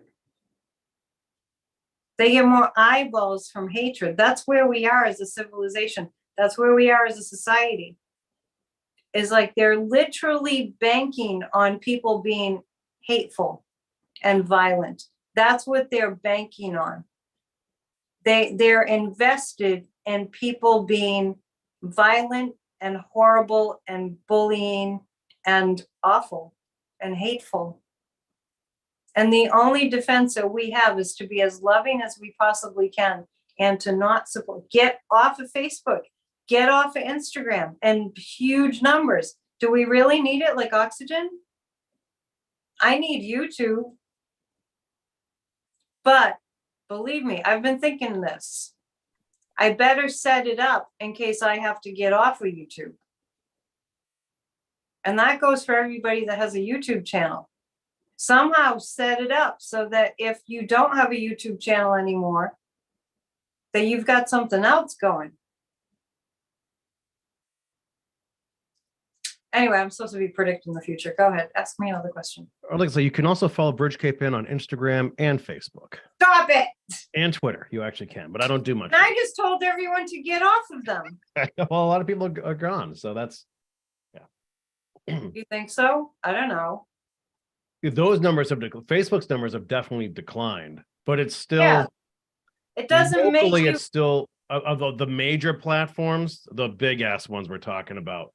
Facebook's still the easiest one to connect locally. Yeah, well, I don't know the numbers. I should look up the numbers, but I'm only saying it's not that you're a bad person if you're on Facebook and Instagram. Right. I just would like, it's my personal desire to see people jumping off those social media platforms in droves, if they possibly can, to send a message. The insurrection was planned on Facebook, mostly on Facebook. It was all there, plain as day. We all knew something big was coming. Yeah, I remember when I started the Bridge 10 years ago in that, right? And you were around for this. Our whole mantra was, don't use Facebook. You're going to pay for it down the line. We said Facebook, Twitter, and YouTube. Those were the top three dogs. We were just like, don't use it. You're going to have to pay to reach your own followers. And it was definitely true for Facebook. And then Twitter was just kind of, You have to pay? You have to pay? You get a business page, right? So in your personal page, you have friends. On your business page, you have followers. And then what Facebook calls boosting is you pay to reach a target audience. And part of that is it's really to reach your own followers. So what I noticed in the years when I was really prolific on Facebook was the more and more followers I got, the less I was reaching. So then it was like, well, what's the point? So I topped out 4 or 5 years ago, and I never gave them a dime and figured out. But also Facebook groups, well, that's where, here's 1,000 people from our community. They're all in there. And there are instances where social media can really work for community. Like, for an example, there was just a big fundraiser for somebody and most of that rallied around Facebook. If there's a house fire and you go into a local Facebook group, everyone kind of has, well, here's the children's clothes sizes that they need, who can bring food to them. Like I know, that'll but happen, like, and you don't get that on wouldn't it other be major great? platforms. I We wish, need- listen, Annette, I wish there were 100 platforms set up to serve a hyper local community, or if local newspapers haven't crapped the bed in the last 30 or 40 years, they could have forums and prolific website presences where that sort of thing could have happened, but it didn't. You know? Next topic. Yeah. How about this question from Elaine Arnoldi? Will other FBI officials be indicted for espionage or money laundering with Russian oligarchs? Yeah, that's going to be like the whole documents thing. I'll wait till you return. Just shut the door because Bubba opened it. Smart dog, that Bubba. Yeah. And very skilled. He can open a locked sliding door with his snout. Oh, yeah, with his Pretty nose. impressive. Wait, what was it? I forgot what I was talking about. Will other FBI officials be indicted for espionage or money laundering with Russian oligarchs? Corey, honest to God, I have said for 7 years that we are at war with Vladimir Putin. We are at war with Russia for the past 7 years. And I've said it here before too, that the so-called Republicans that I now call fascists should have been walking around during the impeachment hearings, should have been walking around with signs on their back that just said, I work for Putin. And I just think, it's not just because I'm psychic. It can't be. So glaringly obvious what has been going on. Glaringly obvious. Putin's all about divide and conquer. And so, I mean, let's think of all the representatives that flew on the 4th of July, I think it was 2018. We talked about it, to Moscow to meet at the Kremlin, right? Right. Like, it's so freaking obvious. And then Santos gets in. I did a reading. People were asking where the money came from. And the reading said from Russia. Not that it surprised me in the least. And then we find out the next day after I did that reading that he's tied in with a Russian oligarch. The Russian oligarchs have been all over it. And don't think for a second that those representatives turned fascist have not received huge payouts. I mean, how much money do you need? So that's connected to the gun problem that we have here. It's connected to all of it. I mean, I see the Russian threads moving through this entire government. Isn't it obvious? When Marjorie Taylor Greene is making fun of Ukraine, when they will not stand up or even just be present, when Zelensky comes here and gives the most amazing speech and just appreciation, you know, before the fascists got seated and sworn in.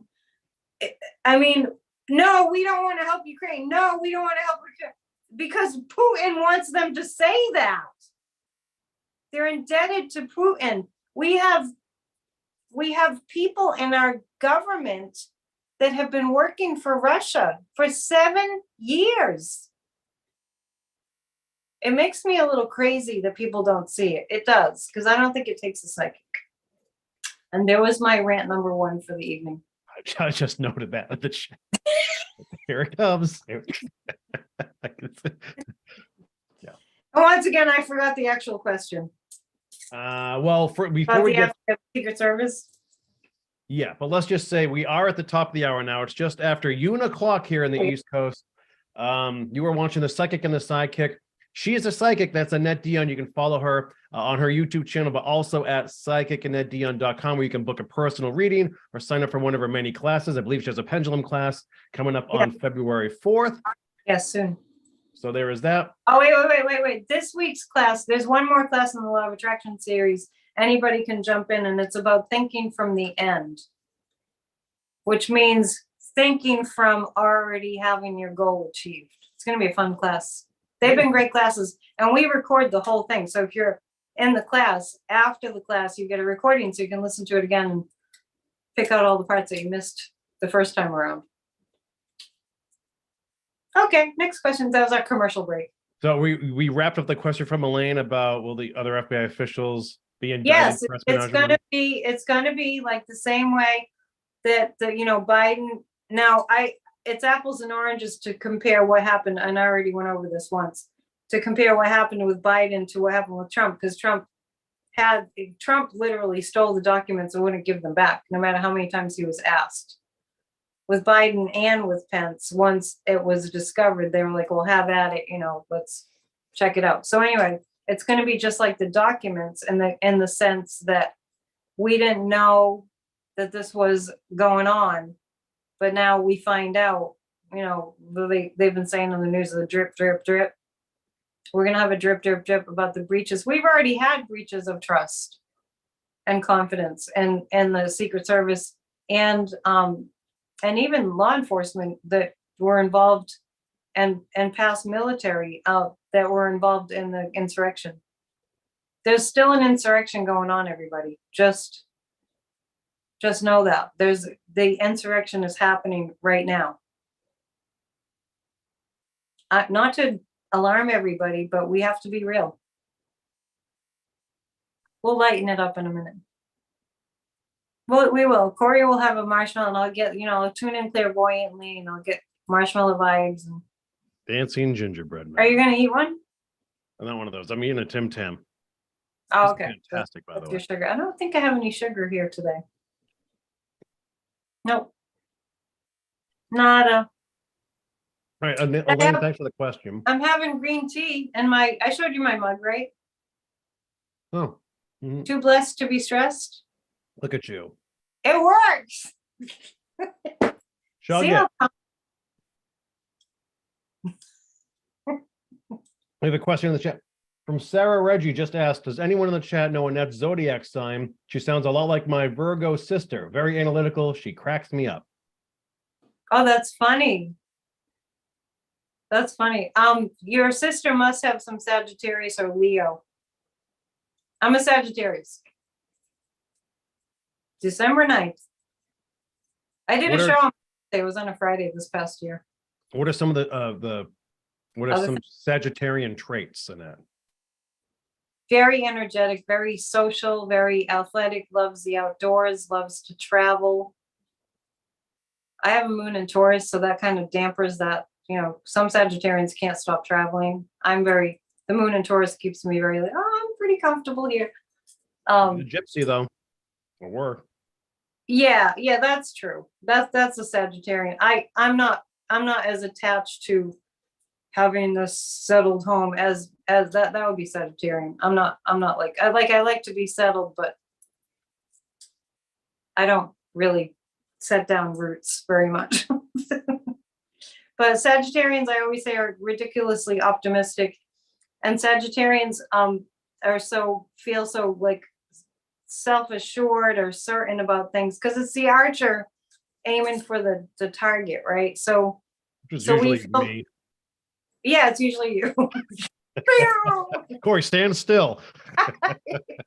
Well, I aim my arrow. But it's just that the Sagittarians, even though it's a mutable sign, it's not a fixed sign. We just know what we want. That's what I find. And these are just general traits because everybody based on their chart, has different aspects highlighted. And so some Sagittarians might not be that way, but Virgo, I've never been called, never been told I had Virgo traits because Virgo is very organized and, but I appreciate the compliment. Do you know what your ascendant sign is? Scorpio. So there's two fixed signs, which is Scorpio and Taurus. So I'm stubborn as a Dickens. Not in a bad way. No, stubborn's a great We're opposite in that way, Corey, because you're an Aries, which is fire, but you have a lot of Libra in your chart. So you're more accommodating than I am.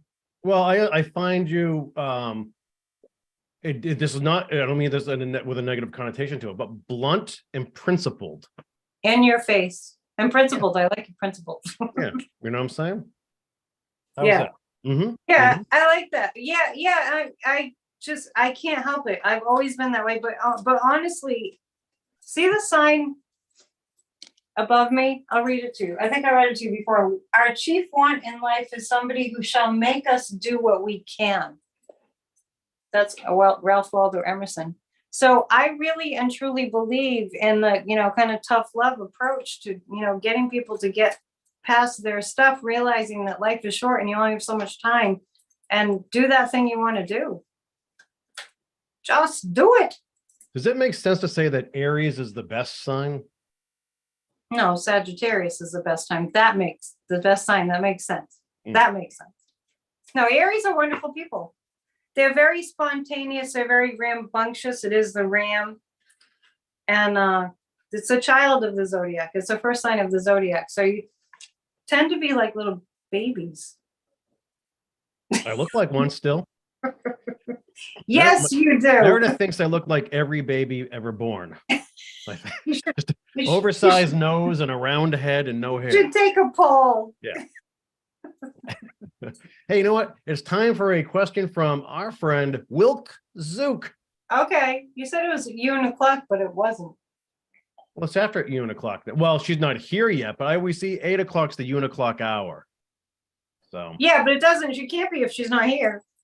Well, so what happens is when I go on Tuesday evenings, I go on 7 p.m. Eastern time to take questions for this show from Annette.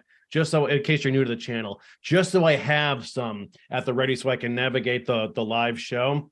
And Yoon, one of our faithful followers, is in Singapore 12 hours ahead, and she usually doesn't wake up until 8 in the morning. So then we just, instead of me saying, hey, from 7 to 8 or 7 to 8:30, I'm going to field questions, we just say 7 till uniqueness. So whenever she shows up, sometime after 8, it could be 8:05, it could be 9, we don't know. But she's sleeping in. And we didn't see her last night, Annette. I have somebody who was who live streams in to my classes from Australia, and my classes start at 1 Eastern time, 1 p.m. And for her it's 4 a.m. That's dedication. Really? She gets up at 4 a.m. to take my class. Yeah, that's dedication for sure. That's devotion. She's a nurse. Annette, Wilk Zook asks, are we going to be affected by solar flares this year? We're always being affected by solar flares. Yes. Sorry for such a short answer, but the answer is yes. Well, there are definitely times, a couple of times, 2 or 3 times during the year when it's just more heightened than other times. And when we definitely feel the difference here, because that's when all of our telecommunications gets wonky for a while, like a 3-day period. We had a lot of that over the summer too. Remember, it just seemed like there was a lot. Have you seen the new pictures from the Hubble space station? Oh my God, yeah. Totally blowing my mind. Unbelievable. I keep thinking about how incredible that is. And I talked about it on my podcast today, and I've been talking about it to all my viewers. I'm just like, it's just so amazing. We're so small, but just beautiful, beautiful. And I will say too, for those who are on Twitter, and I'm not endorsing Twitter, I'm just for those who are on Twitter, Amazing Astronomy is a great handle to follow because they show those images. You can go to NASA also has great visuals too. Yeah, you can just go to NASA too. Yeah, definitely worth. I mean, when you're down in the dumps, hopefully nobody is, but if we all have those moments when we feel like we've lost our perspective. Just look at those photographs. It's incredible. They had a science program on, I think it was Sunday night, and showing how they sent it out into space in the early 90s, and right after they sent it out, they found out the lens wasn't working. It was just unbelievable that these minds got together and sent a crew out there to go fix the camera lens. They would have lost billions of dollars if they didn't get it just right, but they got it to work. And I mean, that's courage. That's just crazy amounts of courage to be able to do that. And talk about precision. Oh yeah. The current poll question in that is, isn't Aries the best sign? And they all said, what is it, 50%? It's about 70% says no. I'm just teasing. I don't even really know what I'm asking. 12 signs to choose from, and everyone's going to favor their sign, I think. That's funny. Let's see. Where should we go next? Let's see. I had some from the live chat here. Annette, do you see a leadership change in Canada? Corey, I want you to tell me tell me your assessment of that question. Do I see a leadership change in Canada? What a leadership in what role? One, obviously, everything changes. Well, the prime minister, right? Right. Yes. So I want you to, because we're still learning what questions make sense, right? And which do I see a leadership change? Hang on, I'm going to close my window. It's getting chilly in here. Yeah, don't jump out of it. If I jumped out, I would just be on the roof. Annette, we have a question for stimulus checks. Hold on 1 second, Corey.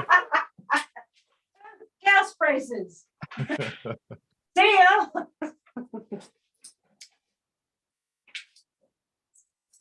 Yes, eventually. Next. All right, let's go to. I mean, that's like saying, is there going to be a change in the United States presidency? Did I miss something? No, I think the question needs to be more specific, like, is Trudeau going to crash and burn? It's not specific to him, but. Well, I just want to encourage everyone to make your question more specific. I can handle it. You know what I mean? I've been doing this a long time. Ask me a specific question. Careful what you wish for. We might get some in this chat. I'll keep my eye on. Well, that's okay. Well, luckily we have Thankful Mom, Christian, and Annalie in there for us tonight. I mean, just give it a little bit more thought, right? What do you specifically want to know? Corey, just like, let's play with this. Ask me a specific question. For example, Corey is now going to ask me a specific question. I will ask, should I ask something about the hurricane season? Well, we're just doing an example, right? Make a specific question. Yes. Will a Category 5 hurricane touch on the Massachusetts coast in 2023?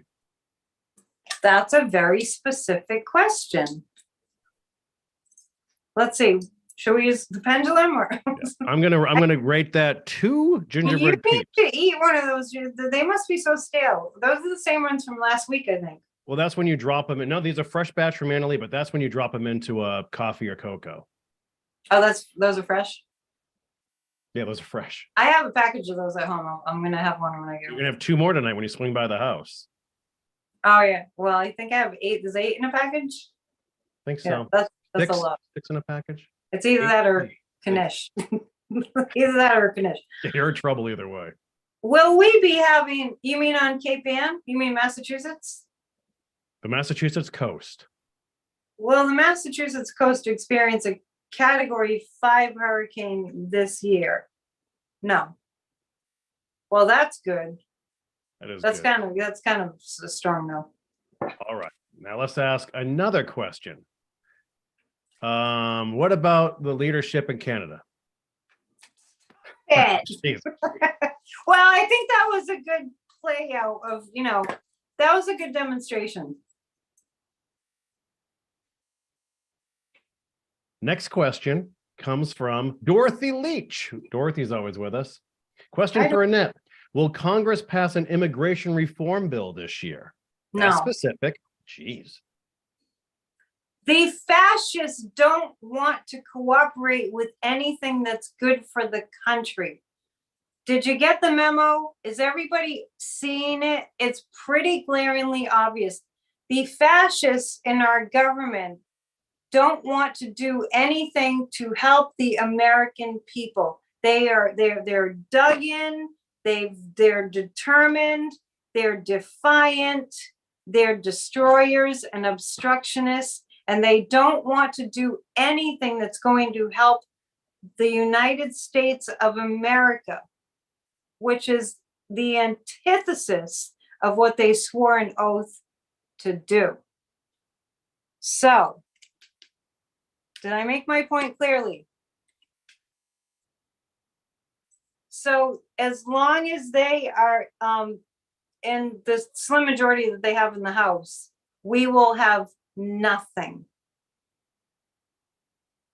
Nothing good will occur, because that is their goal, to make sure that nothing good occurs for the American people.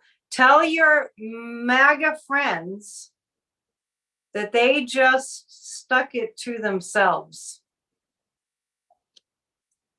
I'm just telling it like it is. That is just what, I mean, it's like I said the other night on one of my videos, or maybe it was here. I said, name one thing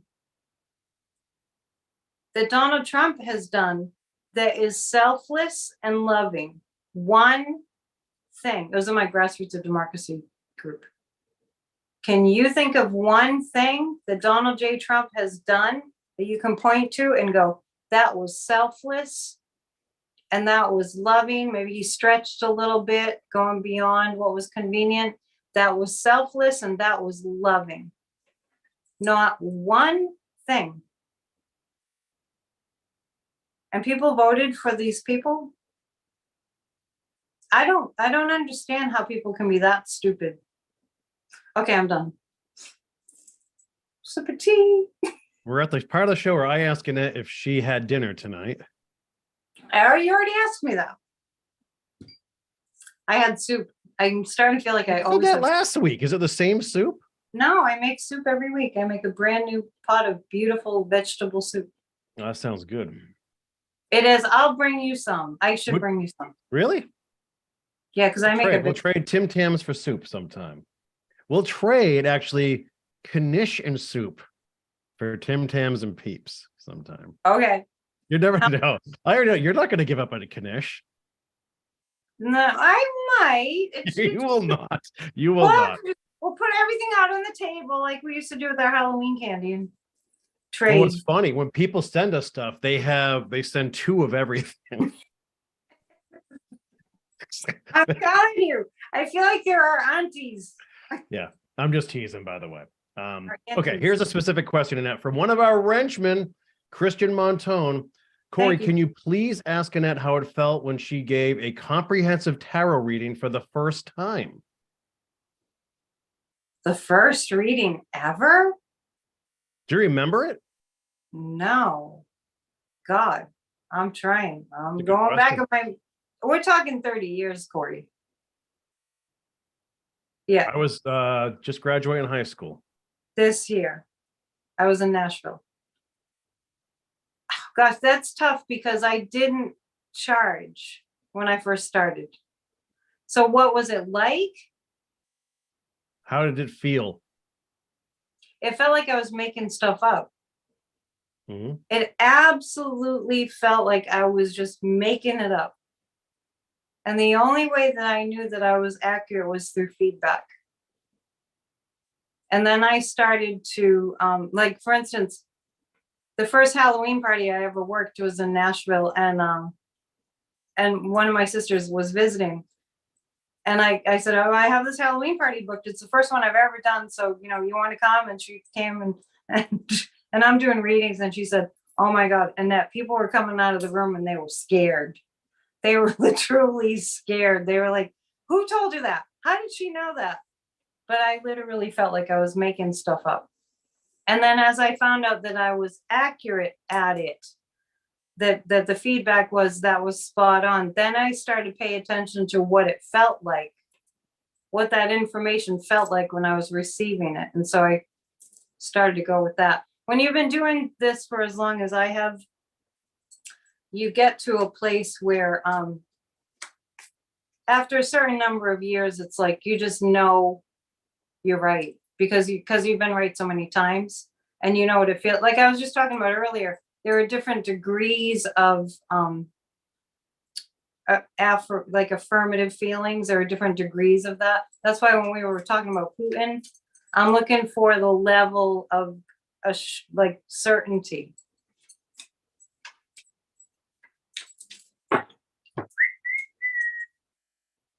I'm just taking questions down in that. There's a lot flying in tonight. Sorry. I know, it's just I don't know what to do when you're just not paying attention. No, I treat it like it's just on the radio. So Warren is asking if you would like more knishes, by the way. Yeah, can you freeze them? Ask them if you can freeze them, because I can't eat them all in enough time. You know what I mean? Mm. I'd have to eat a whole cheese knish every day. I wouldn't be able to recognize you by summer. I don't have a huge appetite. That's true. Yeah, you're a very good eater. I was talking about that last time. I said, when you eat really well, really nutritiously, consciously, nutritiously, you're not hungry. I will say this. I love that question from Christian. More like them, folks. Like that stuff. It makes me dig deep, you know. What was that like? Yes, they can be frozen in it. Oh, okay. Sure. Annette, how about this question from Elizabeth Conklin? Will the movie about Kavanaugh get him off the bench? We went over this last. Tell them to watch my videos. I do a live on Mondays, and I do a live on Fridays now. I'm not doing any pre-recorded videos anymore.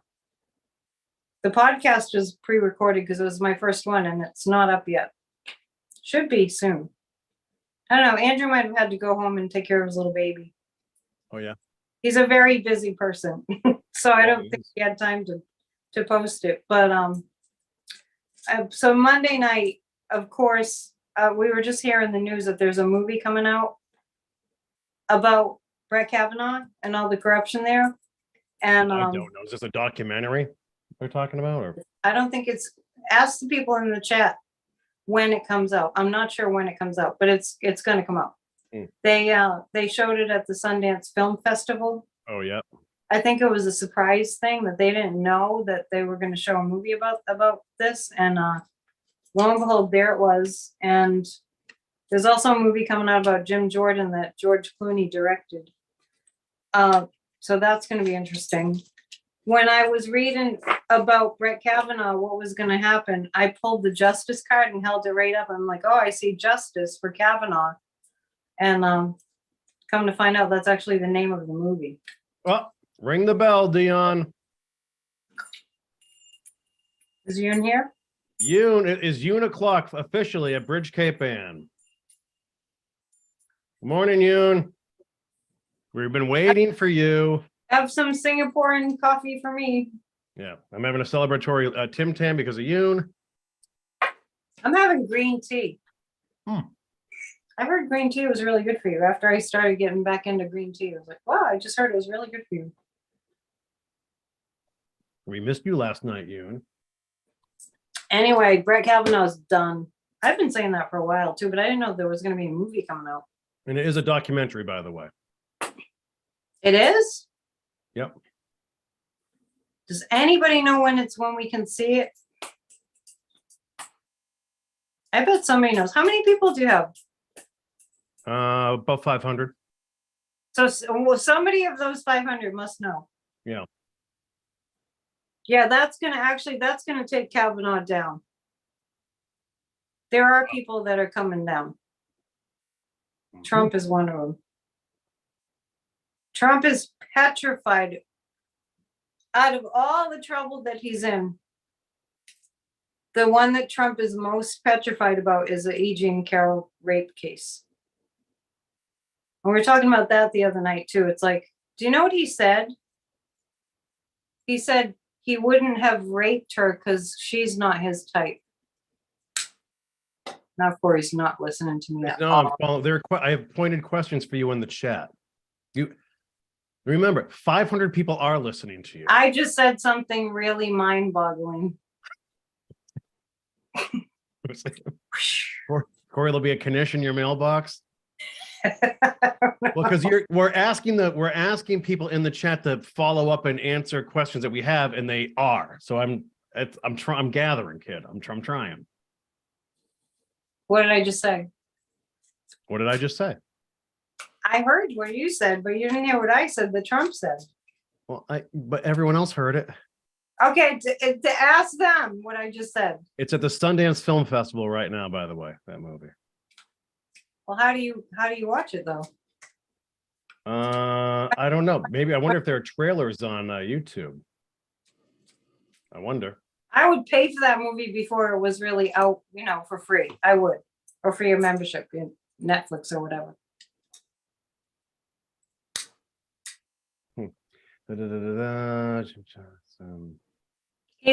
Trump is most, I know we're talking about Kavanaugh. Kavanaugh's, that's the end of him.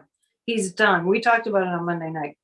But as far as Trump goes, it just reminded me of Trump, because I said people that are going, they're falling fast. All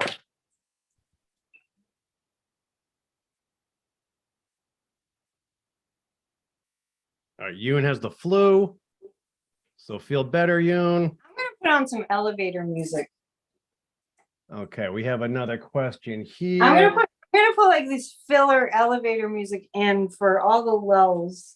Well, there's always stuff you can talk. You can always plug your channel again. You can plug your website.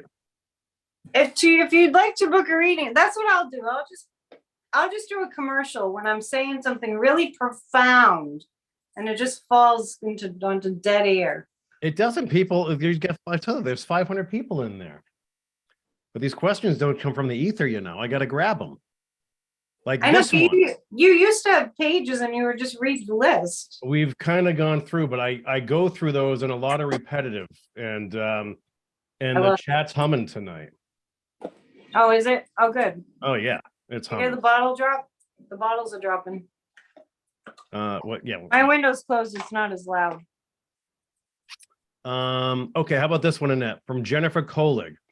What does Annette feel about Dr. John Sarno's work on mind-body syndrome? It's amazing. He's passed away, but his work continues on. Are you familiar with Dr. John Sarno? No, I don't think so. Me neither. I never heard of him. I don't know what they mean by mind-body syndrome. That's not a syndrome. Mind-body connection is not a syndrome. Okay. So there is that. Oh, did we get the Dorothy's question about the immigration reform bill? Yeah, that's when I went on my rant. I think really great answer. That's the one thing I remember is how thorough your answer was. Might have been rant number 3. What's mind-body syndrome? I don't know. Anyone know what mind-body syndrome is? Because our minds and our bodies are connected, so I don't understand why that would be a syndrome. Are you ready for another question, Dion? Sure. Oh, we wait for that answer. This is from KP. She wants to know about the missing woman in Brookfield. Mass? Brookfield where? Brookfield, Mass? I just see woods. Those are hard things to look at. I just see the woods. That's all I see. And I don't know the story surrounding that either to help out. She's missing and I see the woods. She was out, I think it was at night, and she wasn't seen anymore. Someone's asking to post a link so they can book another appointment with you. I'm going to leave. Oh, okay. Shortly. Yeah, there's people in the chat that are really, really wonderful at just putting my Psychic on dot. You have to type in the .com. You still do, and I will go right to it. If you don't type in .com, it's gonna be really hard to find. And you never have to type in www, by the way. You have to. No, you don't have to type in www. It's a peeve when I hear people mention www when they mention a website. It's 2023, people. Yeah. And then here's one for you from Deb T. Kansas. You don't want to mess with Miss Kansas. Deb T. Kansas. Is Eric Prince involved with training the Wagner group of fighters that are helping Russia? Yeah.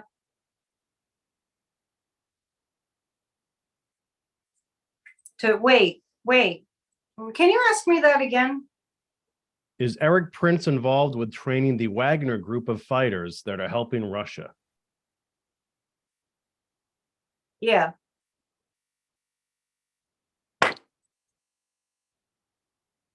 Yes.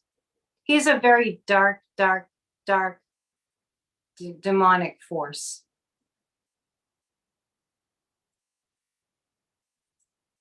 If you'd like to schedule a reading, if you'd like to schedule a reading, it's psychicandettion.com. Well, and I have a definition for this mind-body syndrome. It's a name given by John Sarno to a condition of psychogenic musculoskeletal and nerve symptoms, most notably back pain.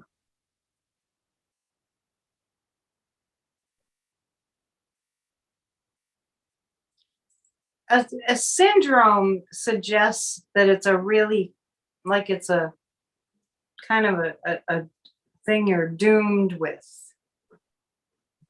And the mind-body connection is it's a very powerful, potent connection. So I'm hung up on why you would call mind-body a syndrome. And is this like a common, is this like people know about this mind-body syndrome? Because a mind-body connection is a really beneficial thing to be delving into as an agent, a source for healing. So when somebody says mind-body syndrome, it doesn't make sense to me. Yeah, Wendy Schneider's asking. It's not a syndrome. Wendy Schneider, I'd love to see a past life read on Eric Prince. Oh, he was always dark. I see him with swords and weapons and beheading people and being in war and it's ugly. It reminds me of Putin. When I tuned into Putin's, one of his past lives was, I'm sure I told you about this, it was Prince Oleg. Because I was looking to see was Putin Hitler, and I just kept getting no, and then I kept going back in Russian history, and he was Prince Oleg. If you Google that, oh my God, what a heinous human. He got his wife murdered, and it was just like, wow. Crazy stuff. I'm just jotting notes down. I just had an epiphany about us tonight. You had an epiphany about us? Oh, Corey. I do. After all these years, you had an epiphany? Yeah. Where's the bell? By the way, now, the epiphany bell. Lori Kimberly says that the Sundance Film Festival 2023 website has a place where you can pay to view the Kavanaugh movie. The Sundance website? Mm-hmm. I am watching that tonight. How much is it? 20 How bucks? much is it? It's usually like around 20 bucks. Is it really? When you buy a movie before it's really out, it's usually about 20 bucks. They might as well. They have an opportunity to make a ton of money on that right now. I would think so. How about this question from Phyllis? What information will the FBI agent Charles McGonigal, who was arrested, give to authorities? I actually feel like he's going to give a significant amount of information. Like more than about 60% of what he knows, because I feel like he knows the consequences. And it's very good somebody wrote his name, because I didn't really take note of his name.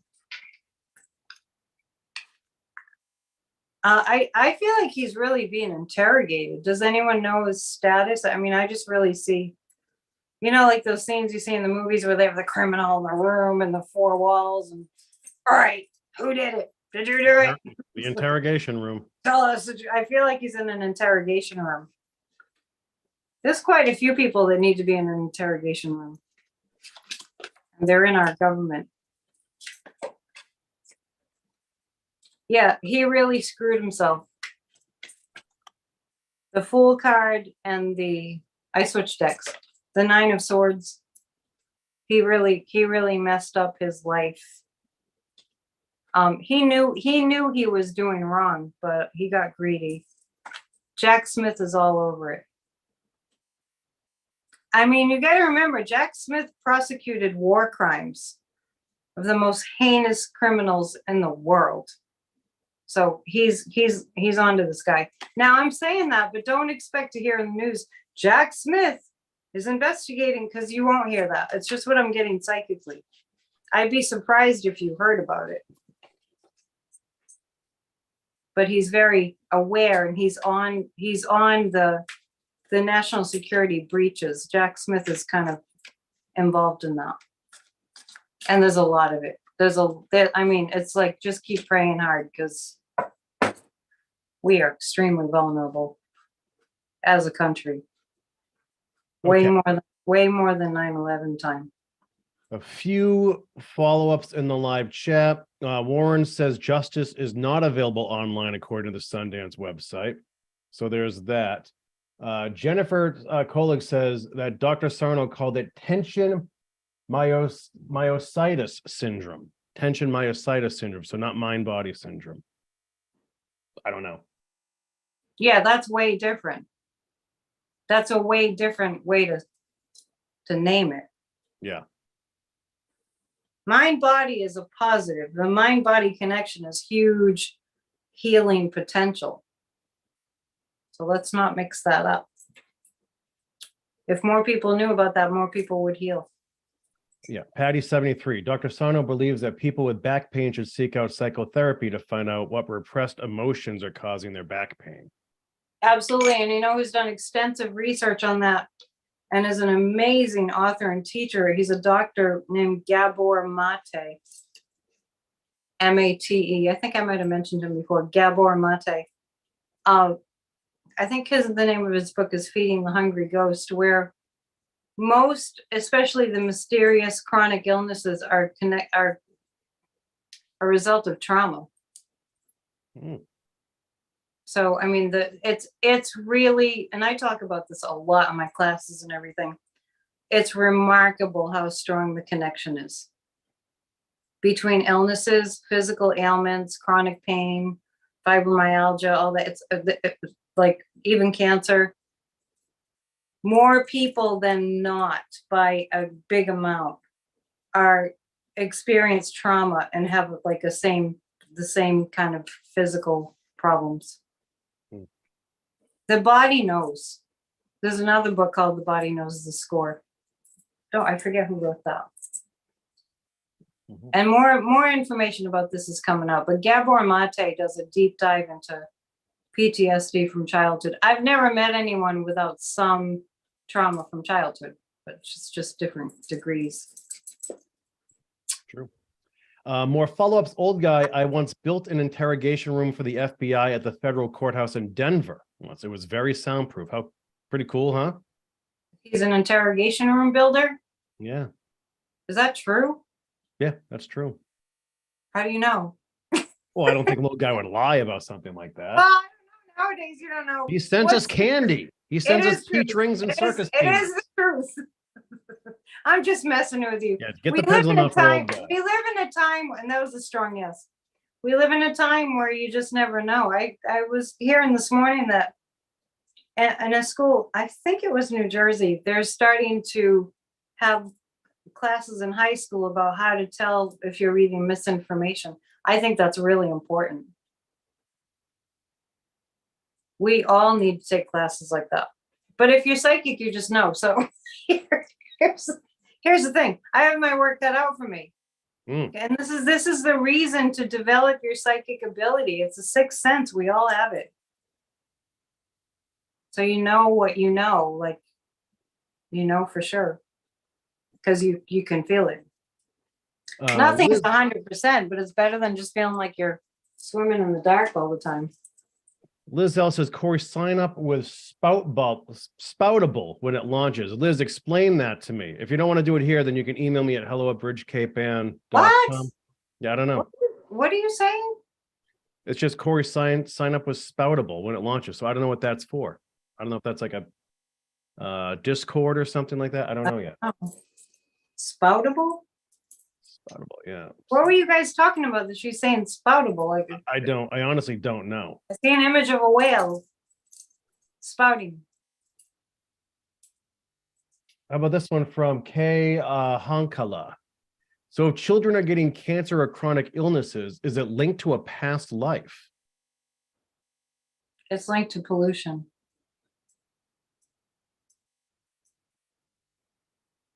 Cancer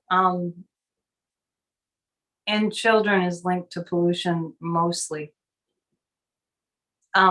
Illnesses, we do in our soul blueprint when we come in, we do have impressions from past lifetimes, and sometimes it's illnesses, sometimes it's birthmarks, it's vulnerabilities in certain areas that we had in past lifetimes, that kind of thing.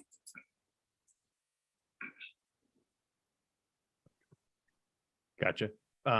People are saying Spoutable is a new Twitter-like platform. So is it any different from like Mastodon? I wish they would get better names. I mean, ask me for a better name. I can come up with something better than that. What would your name? So a Twitter-like platform. What would you call it? I wouldn't. Spoutable sounds like a kid's, drink pack. And Mastodon is what did we decide it was, a woolly mammoth? Yeah, then someone sent me a long email that it technically wasn't a woolly mammoth, a mastodon. I was like, but what is it? I can't remember. He got super technical about it. Yeah, but it looked like an elephant, right? It looked like an elephant, right? From the Ice Age? Yeah, the woolly mammoth. Well, somebody got all technical and said it wasn't an elephant. Well, from our perspective, it looks like an elephant. Yeah. Spoutable. Okay, what would you name your social media platform? Well, we originally called it Over the Bridge. That's what we called it. Well, I would name it The Salon. The Salon? Is that a gossip network? Salon doesn't mean gossip. Well, but that's what people gossip at when they get their hair done. No, salon is from a French word. Salon. But shalom? Google it. Salon. No, not shalom. So a salon. I would call it salon. I mean, that's just one thing I could think of. I love to make up names for businesses and stuff. It's one of my favorite pastimes. But Yoon's got to go. She's sick and bye, getting blood work done and whatever. We'll see you soon. Yoon, feel better. She has to go to work? I thought she didn't work. No, I think she's getting blood work done, maybe something like that. Oh, yeah, feel better. We're sending you positive vibes. Maybe she's just having a checkup. Yeah. People throwing a happy talk, blab. There's a bunch of. I like salon. I like things that sound like they're sophisticated. But you think a platform like that that's gonna and principled? I would call it Cool Sewer. Stop it. I would want it. What I would really want is I would want it to sound like it was introspective and intriguing.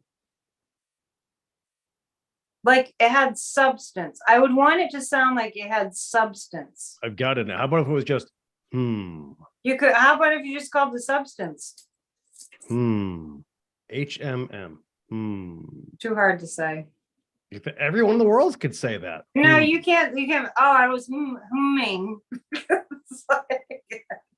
You can say, well, say I was humming. I was humming along. You can say I tweeted, but you can't go. I hummed.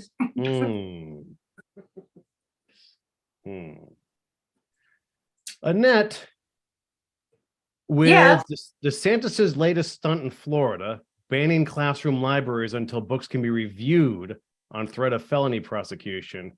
Wait. No, back up. Yeah. Banning classroom libraries? Yeah. Until books can be reviewed. By whom?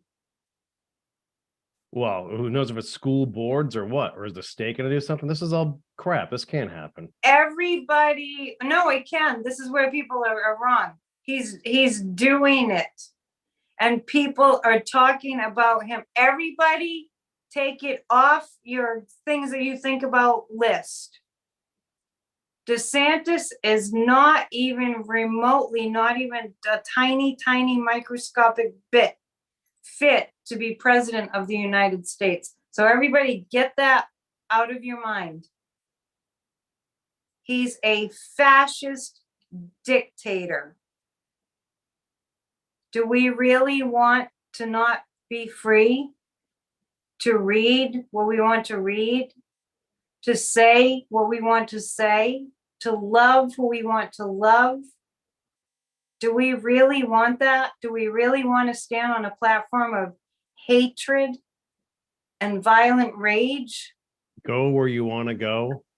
Do what you want to do. I mean, I heard Joe Biden say today about the war on Ukraine. Let's just, okay, break it down to basics. We have to protect freedom. Let's just really boil it down to basics. We have to protect being able to live with freedom. And DeSatan over there is talking about Florida's free, telling people that they're going to get prosecuted if they read a book. Right? That's the fascist way. Let's just twist it and twist. Trump is a master at this. And he continues to be masterful at this, but he's totally losing his mind. Trump is. Yeah. Wake up. Be freaking woke. Yeah, people called me out on the Mamas and Papas lyrics that are throwing out there. He had an anti-woke bill. What are they saying about the Mamas and the Papas? What are you talking about? I was saying, you were saying, I said, go where you want to go. Do what you want to do. What song is it? What's the name of that song? I don't even know what that song is. It's not ringing a bell. You would know that if you heard it. Go where you want to go. Do what you want to do. I should know that. Yeah. You heard about David Crosby, right? Yeah, but can you even believe he made it this far? No, I couldn't actually. I mean, he literally had a bottle of wild turkey for a liver for the last 30 years. I think that I saw a movie about him at the end, that he was at the end of his life like 10 years ago. So. I remember maybe even 30 years ago before the transplant. There was a movie about his life being at the end. No, but people thought he was dead already. He was very close. Yeah, a few times, but people that are in love with life, they don't want to leave. But he had a good life, and when I thought about him crossing over, when I tuned in, I just saw his big round face with a huge smile. Now his eyes would crinkle up. He had this huge smile. What a gifted songwriter! And I saw that when he crossed over, he was greeted by I think it was Leonard Cohen. It was definitely a songwriter who was kind of known as being like a poetic songwriter. He's happy. He had a good life. As much as, he had his health challenges and drug challenges, he did have a good life. And he was recording till the end. Don't die with your music still in you, said Dr. Wayne Dyer. And Go Where You Want to Go was the title. And do what you want to do. Do what you want to do. I'll look it up. Let's see. Annette, what is the Great Reset for the world? Do you understand what that means? Because I don't. No. I don't know what that means.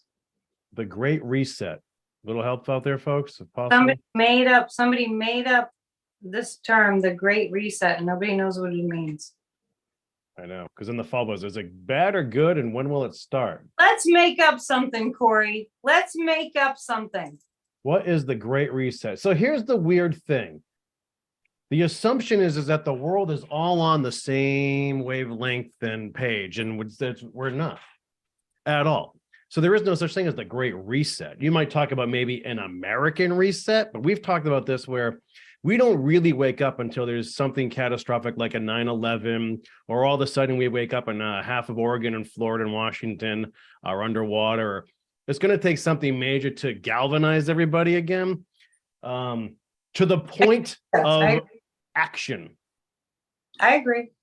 So yeah, so there, I don't believe that there is no great It reset. takes a catastrophe. But I'm just saying, so apparently somebody made up this term, the Great Reset. The grand move, the great reset. I don't know. No, I'm just saying, somebody made up a term. It kind of went viral, right? Yeah.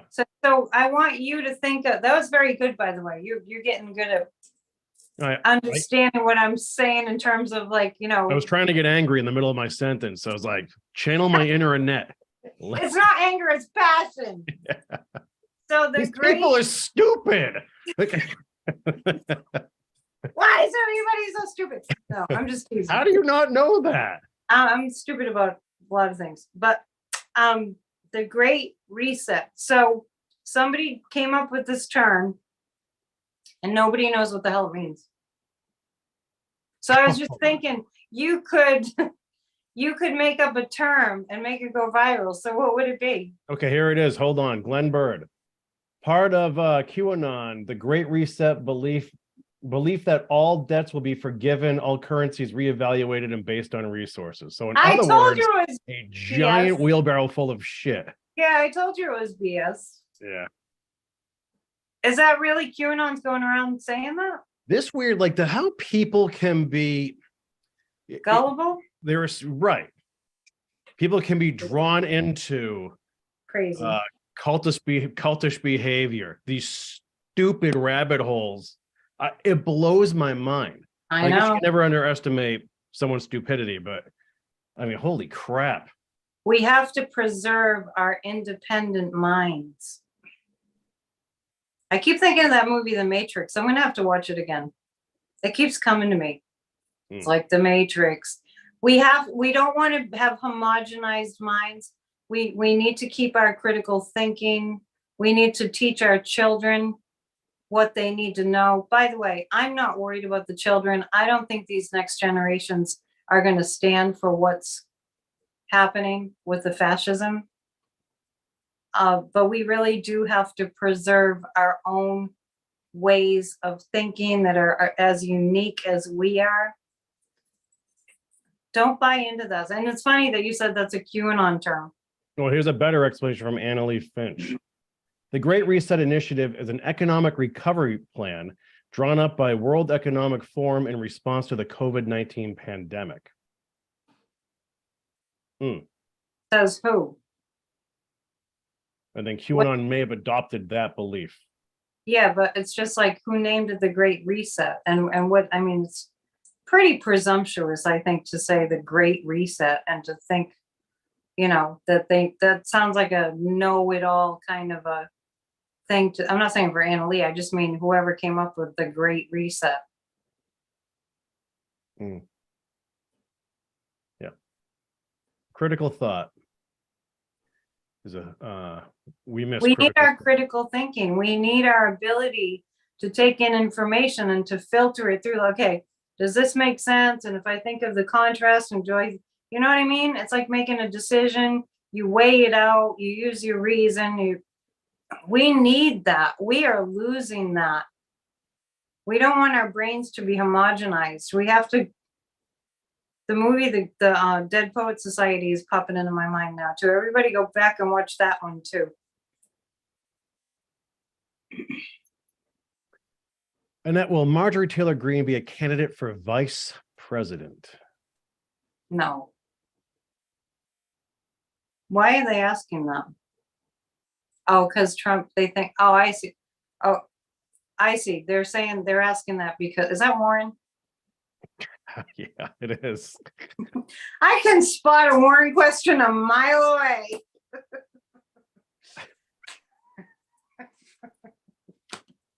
But the Knishes are lovely. And oh no. Because I mean, does he really think that Trump is really running? I mean, I know Trump said he's running, but I don't know. Let's look at that. I haven't picked any cards for a while. I don't know what, we're just goofing off tonight. Well, I think we We're 2.5 hours in. There's been a lot of substance in here tonight. I feel like I'm not working hard enough. So let's ask the question like this. Is Marjorie Taylor Greene going to be chosen as Trump's running mate? No. Is Trump actually going to be running a presidential campaign? No. So that takes care of that, right? What are you eating, a peep? Are you eating a peep right now? Tim Tams. Oh. Then you're gonna have a peep for dessert. No. This is way too much for me already. When the show is going till midnight, we'll be like, yeah, Corey had too much sugar. I'm on my second bag of Tim Tams, ready to pass out. I'm definitely gonna have to bring you some soup. I'm out, but I'll be making another batch. It's soup season. I love soup season. Do you love Koivis soup? I don't make it. I don't eat linguiça. Oh, I do. Oh, well, you can do it with the fakey stuff, right? Yeah, but that's really kind good. of one of those things. You have to have the recipe that's passed down from generation to really do it right, I think. Well, the bummer is like sausage is so good in soups. Yeah, that's true. You have to try to get the fake stuff somehow. All right, here's a question from Lady Levy. We love Lady Levy. We love every. Well, not everybody. Well, we all deserve the wrench, so we don't get to see the ones that don't like us. No, it's fine. It's people good. mostly behave tonight too, which is great. It's good, yeah. Lady Levy asks, or says, Annette, as a sensitive person, it's hard to sit and see the instability of what's to come. How do you process that as a psychic medium without feeling overwhelmed by the visions of what's to come? See, that's a good question. It is. I love questions like that. I look for the miracles. I look for things that can't be explained from, a 3D perspective. And I also look at that, and I really get this, that the planet is shifting. The vibrational frequency of the planet is shifting. And so and I've talked about this many times before, we're seeing as a result of that, the things that are being shaken off and full-blown living color with all the drama and the disaster and the trauma. You have to see it. There's a book called When You Feel It, You Can Heal It, or something to that effect. When you see it, you can eliminate it. When you see it, when you see what needs to be dredged up, when it's been dredged up, and then it's right there, and it's like, so right now what we're able to see is just this hatred, and that when what happens when people are that off balance and evil and mean, and it's like when we're seeing it, then we can heal it. Like right now, we are being called to be as loving as we possibly can. When the war first happened, when Putin first attacked Ukraine, and I prayed and I asked my guides for guidance about it, they said the most important way to combat it energetically is to stop the hatred in your own heart. To stop the anger and stop the hatred in your own heart and find the compassion. So that's how energetically we can shift it. So the more we sign up to be a healing, loving force on the planet, and whatever that means to you, and whatever way that manifests for you, you're helping the collective to obliterate the evil. But we are seeing it. So I have a strong spiritual practice, and I know that it makes a huge difference. So, and that's how I deal with it all. Like, cause I know, I feel like I'm doing a public service by having the Psychic News Network, giving people a perspective on what's going on, and developing that camaraderie with the viewers. I can't even believe that we're doing this. Some days I'm like, wow, I feel like I'm in my office on my own all the time, and I feel like I have a huge group of friends.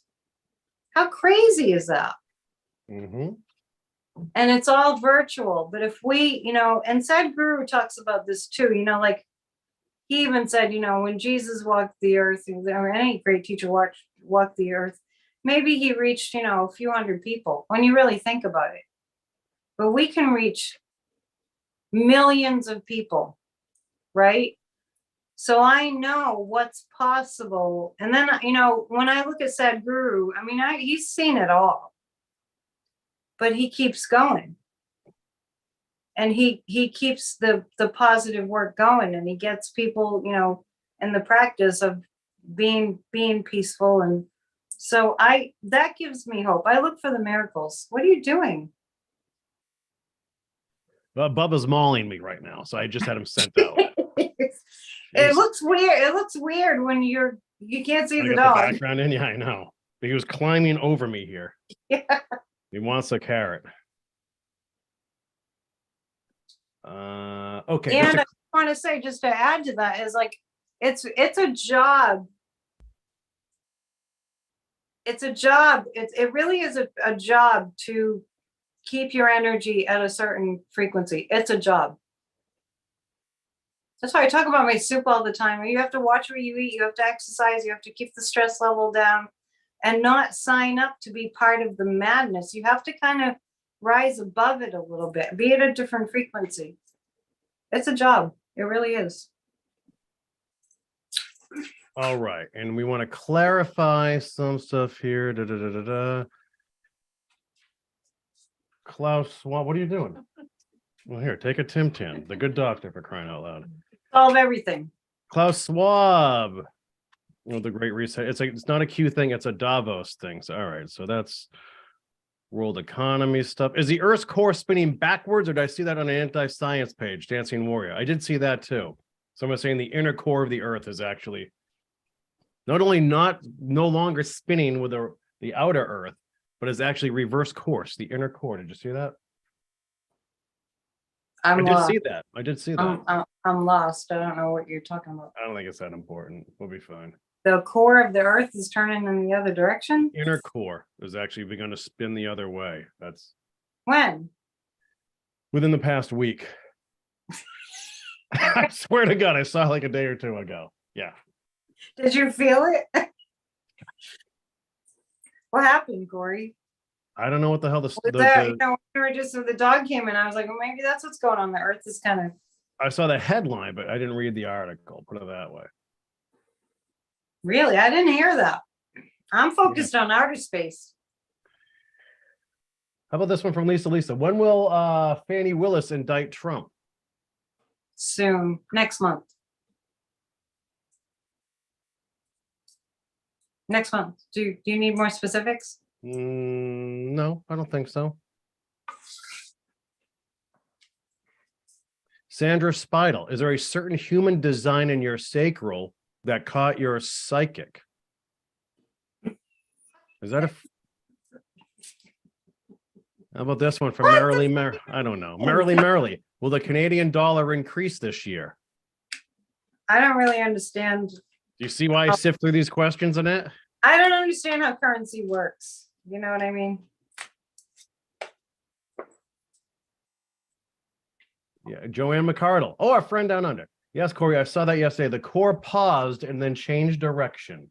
I did not hear about that. I'll have to Google it. What would I Google? The Earth Love core, Joanne, so. Earth core movement.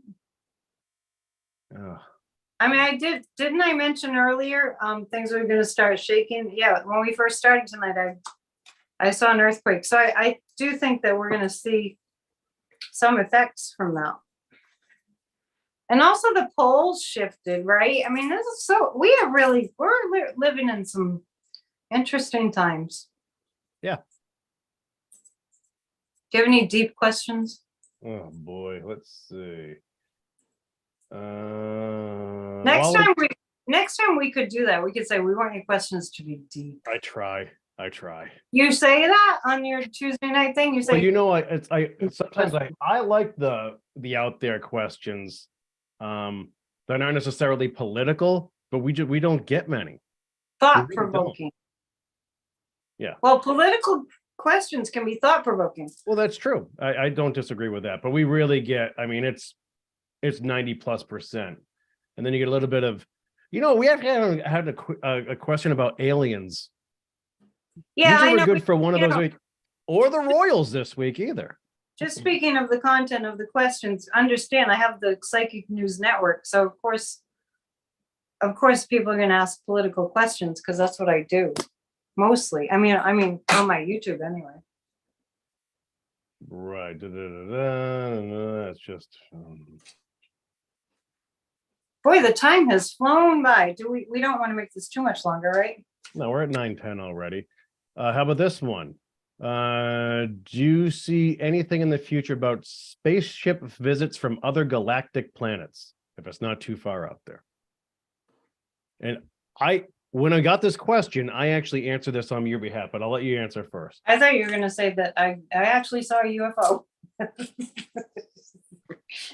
They asked the question and I was like, oh, do you know what? There's a comet. And I'm going to be, high up, not that high up in the mountains, but I'm going to be higher up than we are here.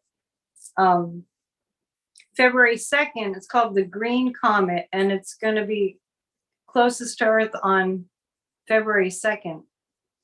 But I think it's going to be cloudy. Anyway, if it's not cloudy where you are, look up on February 2nd. It's a comet that hasn't been seen. Well, none of us saw it because the last time it came by was 50,000 years ago. That was dinosaurs, right? Have you heard of that? I have, yeah. You heard of the comet? Yeah, I have. I'm impressed, Corey. Where did you see it? Where did you see the? On Twitter, Amazing Astronomy is the handle. It's a good one. Oh, really? Because I just kind of came over it by chance. Came by that by chance, but it wasn't on Twitter. I'm not even sure where I saw it. What am I reading about? I don't know. I think we're kind of future spaceship visits from other galactic planets. They're not showing themselves because we would just get into a big. We'd try to shoot them down, and they don't think that we're civilized enough. Sure. And they do know. I mean, let me put it like this: they know that we're connected to them. They know of us. They know where we came from. They know how we were seeded. We know. I mean, it was ET energies that created us. I'm not going to go all, wackadoodle on that, but it is, scientifically, we came from outer space. So they're not going to show themselves because we're not evolved enough to handle it. They do show themselves, but not in the amount or frequency that we'd really all have a consensus. Oh yeah, the aliens, they had coffee today with them. And now let's do some speed round. Coffee with aliens. I love that. That's a great Drop a couple of those. I guess it's too long for a social media name title. What? Drop a couple of those in your coffee with aliens. Yeah, that's too long of a title for a social media platform. All right, here we go. Time for some lightning round because we haven't done this in a while. Betty Cantrell, do you see any medical advances in 2023? Any? We already had that question. Do you see any? You're catching on. You're catching on, yeah. Corey. Well, no, not a one. These are easy. Narrow one. Yeah, several. Will the marriage of the Duke and Duchess of Sussex survive?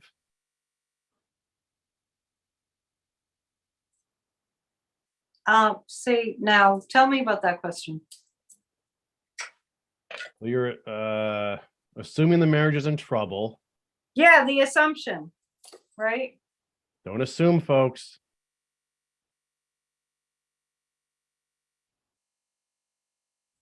I mean, like survive forever and ever, or like, right. What's the definition of survive?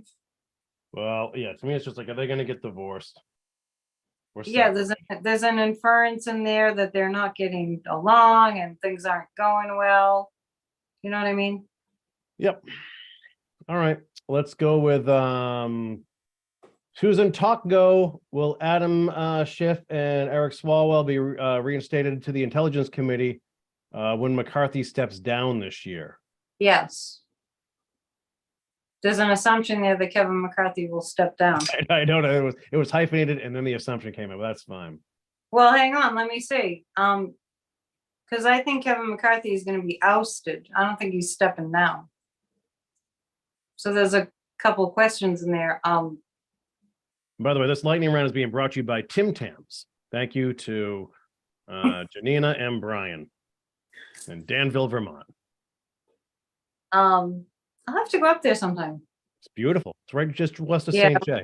I have been there before, so it's kind of remote, isn't it? Yeah, it's up there. Will Kevin McCarthy be ousted? Kevin McCarthy is going to be ousted. He's not going to step down. Ring the bell, Annette. What's happening? Wow Wen has tipped the channel in Canadian dollars. Thank you. That also brings us back to Marilee's question, will the Canadian dollar rise? I'm an idiot when it comes to currency. I know you do. I don't know.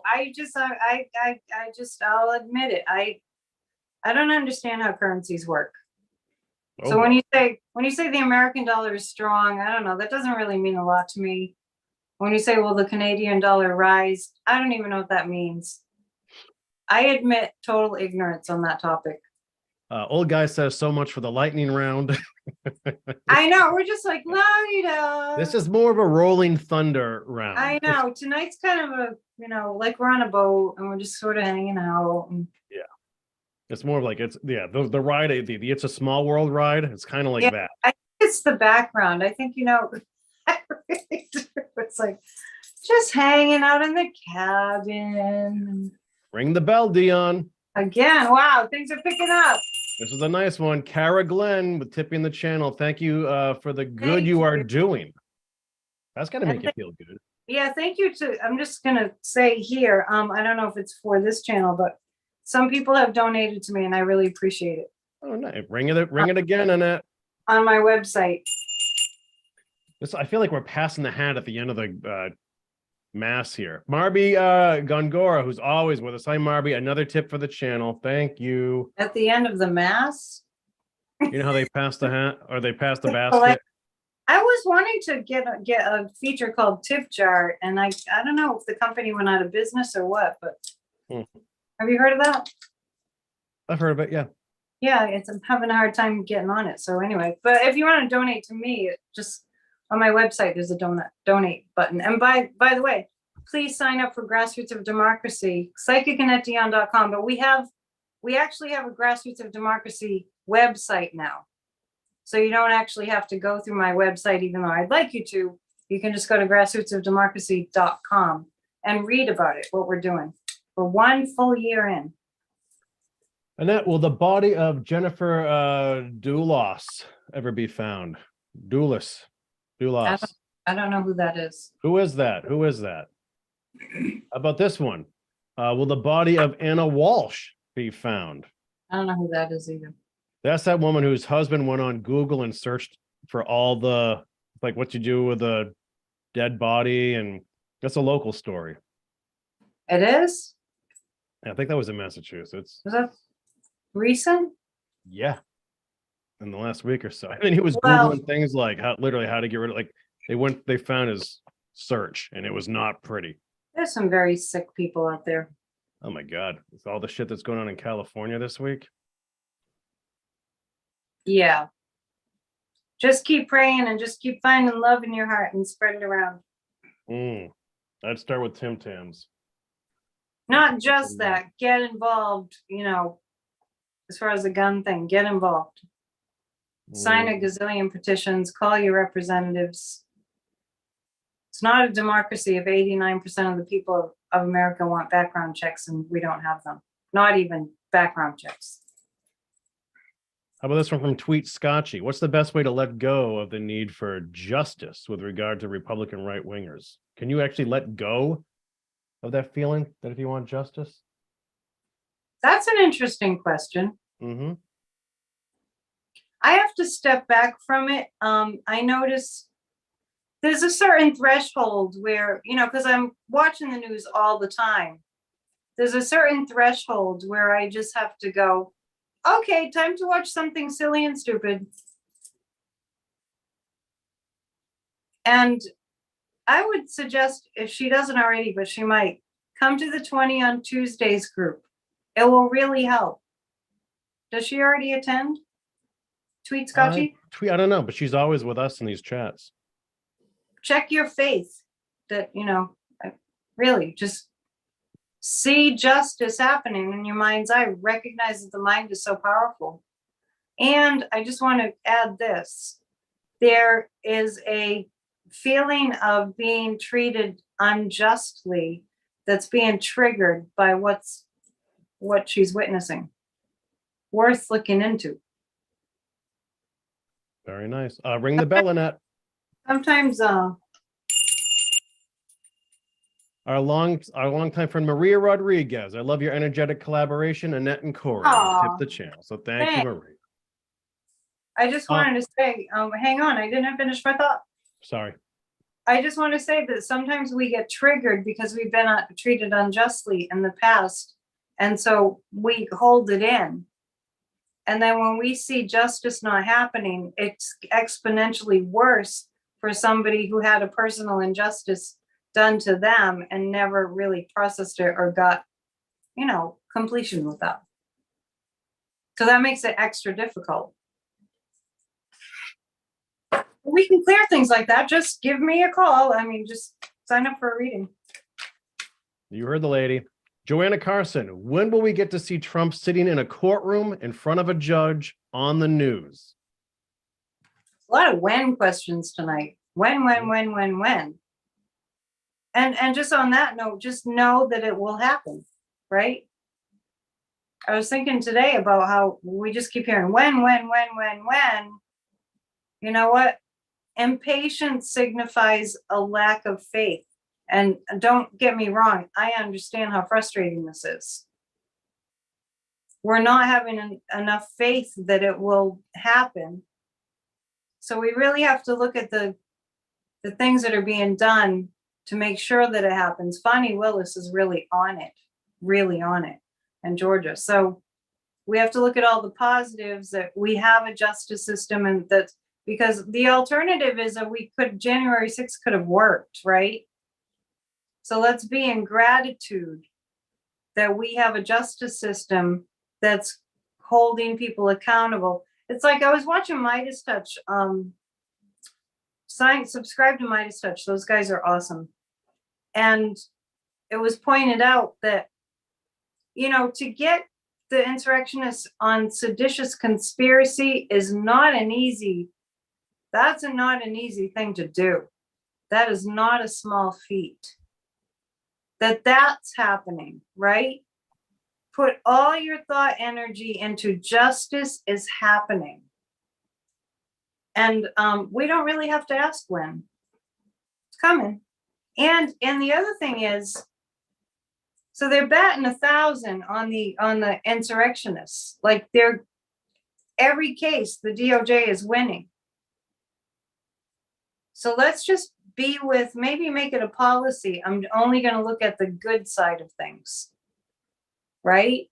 Because every time we get angry and upset, the Trump is still, I understand, I do too. I'm just saying, I got to reel myself in and go, I want them to get it right. I want the justice to be all tied up and seamless so that they really get them. And it's not like they're doing nothing, because they are working all the time to make it perfect.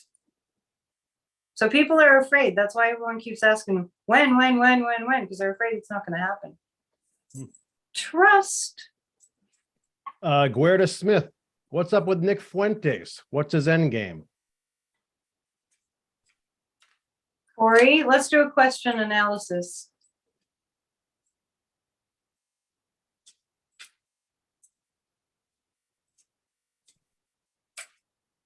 What do we say? Specific.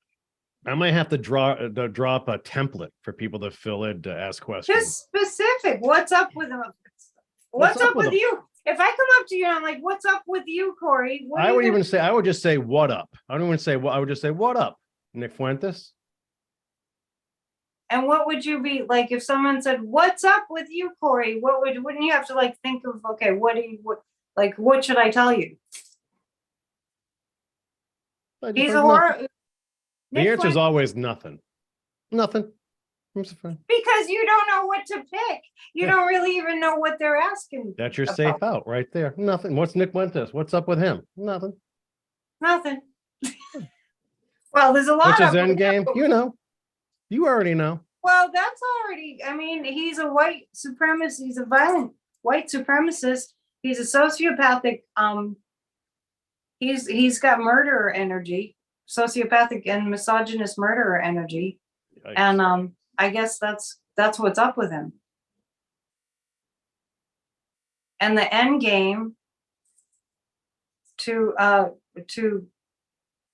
get rid of all the people that aren't white skin. And you can make up your own interpretation of get rid of. He's a Hitler admirer. Oh, what's going on? We got a bunch of tips at the end of the night. You matter to me with a nice tip for the channel. She's always. I love that handle. That's great. You matter to me. So good. She always has great things to say too. Thank you. All right, it is 9:25. Annette, why don't we end with a community card? But before we do that, we've been on so long. Yeah, it's a 3-hour show. We got to thank our wrenches, right? Annalie Finch, Christian Montone, Thankful Mom, all of you in there, 500 plus tonight again, which is great. We're on to fun things here. I'll let everyone know what the latest with the channel is. So basically, Meredith and I are moving out soon. I know I've been saying this for a while, but it's imminent. And while the house is being done, at some point in there, we're going to start to build our very own TV studio here at the house, so I can introduce some new programs, have Annette side by side with me again, et cetera, et cetera. So when you tip this channel, that money goes towards the things I have to do for that room. And I'm talking about having a crew in place to work those shows, et cetera, et cetera. So thanks for all the support there. If you want to book a reading with Annette, or you want to take a class with her and learn more about that, as a lot of people hit up tonight, psychicannetteDion.com. So there you go. All the information's there. The website's refreshed. Everything that I'm doing is there. It's like there's a lot on my website. You can stay on my website for a while. You can watch videos. You can read about what I'm doing. And yeah, there's a lot there. Yeah. And I'll let you know about an upcoming interview with Svetlana about the situation in Ukraine. I might have a different interview or two next week. I'm not sure yet. It depends on the home situation. But no matter what happens with house move and all that, it won't affect my schedule with Annette. So Tuesday night, 7 p.m. Eastern, I go on live for about an hour, hour and a half to field your questions for her. And then Wednesday, 6:30 p.m. Eastern, we always do this for you, and we love doing it. So there's a PC is asking, will there be audience seating? There actually will be. Where? When I do the home studio, there actually will be. Audience, there'll be a bar and a coffee station, and there will be seating available. You're not kidding. You're telling me the truth. I'm dead serious. Yeah, I'm telling. I got a whole really like cocktail. There's a lot going on in here, Dion. Oh There's a lot going on. I know that. I can psychically. Aries with Libra rising. I don't even know if that's right. Yeah, that's what I'm saying. Yeah, it's Libra rising is air feeding the fire of the Aries. So yeah, that's a lot. That is a lot. There's a lot going on. Yeah. Next week I'll be in New Hampshire, so I'll be in touch with you. I'll be in touch with you about the Wi-Fi and everything. It won't be a 3-hour show. That's fine. That's fine. We might do an abbreviated. We might do a 1-hour show, which people might like that. What are you doing? I was just thinking about my next statement, but yeah, well, because I just never believe it. Once we get going and we see a lot of people in the room, we tend to just stay. Yeah, you're seeing that. I'm not seeing any of it. Niru, so we can we all come? Yeah, everyone's invited. Everyone's invited for the opening show. All 500 plus of you. Oh, they're gonna come and visit you? Yeah. And you're at your house. Boy, am I asking for trouble. I, we have to schedule a meet and greet at Hammond Castle. Yeah, actually, Hammond Castle reached out this week too to me. I got to hit them up. Yeah, good. We'll see. Let's get involved. All right, Dion, do we want to end with a community card? Oh, sure. For people to absorb as between our shows here before our next show. Let's think about what. Okay, let's all ask. What do we need to know to navigate through the next week with grace? Let's see. That we're gonna still have some hard things to look at. The fascists in our government are going to continue to show their ugliness. It's hard. This is our, card to just surrender to the highest power, that the highest and best outcome will happen. And the Knight of Wands. Do things that will make you feel physically stronger. Just do things, we know what makes us feel physically stronger. Just feel like, get enough sleep. That's the second time that came up, because the Four of Swords came up at the beginning. I feel like people are really stressed out. Maybe I should host a meditation. But anyway, do things that make you feel physically, like even little things that you feel like you're in charge of, like I can be in charge of how I feel physically. I can be in charge of situations that I think are out of my control. I can break things down into manageable pieces. Like, this is not a time to overwhelm yourself. This is a time to just be kind of a minimalist in your life, where you just keep it simple, because you won't be feeling like you're suffering. Everyone pay attention to their minds, racing ahead. It's a really good time to start putting things into practice that will bring you into a more peaceful state. And if you need help with that, you can reach out to me. I've got all kinds of things going on to help with that. Just stay strong. And no, I feel like I want to give people an affirmation, like, I'm stronger than anything that comes at me. Very nice, Annette. So before we go, we want to send positive thoughts to Yoon to feel better. Sounds like it might be a little more serious than the flu, so we're hoping she's okay there. Also, folks, I don't know, has anyone bumped into Sharon Bottoms lately? Sharon was always in our chats on that. I haven't seen her in a while. She was she would text me and send stuff, and it's been a few months now, so I just want to see if anyone's come across her in any of the shows or channels or whatever. So for Sharon Bottoms, so please look out there. And also, don't forget, Annette, that people did bring up Andre, the astrologer, in chat tonight. Yeah. Hopefully he'll reach back out, because I just sent him an email. He There's reached that. first. I'm just waiting for him to respond to the email that I sent back. Great. And I'm always down for collaboration, whether it's with Sheila or Andre or whomever. So cool stuff. Thanks for sharing your gift as always, Annette. That was a fun one tonight. Always Stop by the house now, right? I have that thank you card, and I have some Tim Tams and Peeps for you. Okay, I'll be there in 25 minutes. I'll leave it in the mailbox because the weather's really crappy right now, okay? Is it? I had no idea. Yeah, it's going to be junky right through the night into the morning. Is it raining? I think it's supposed to be sleet, and then it's supposed to change over to rain and get really windy, and then push 50 degrees tomorrow. Yeah, I got a notice from National Grid. Look out. Me too. So cool. Cool. We're good. Oh, next week, if Andre does reach out, and if he can do next week, maybe our next show will be like an astrology show. Well, it just might. I'd rather not, in case your Wi-Fi in New Hampshire is wonky. All right, I'll be in touch with you about that. Yeah.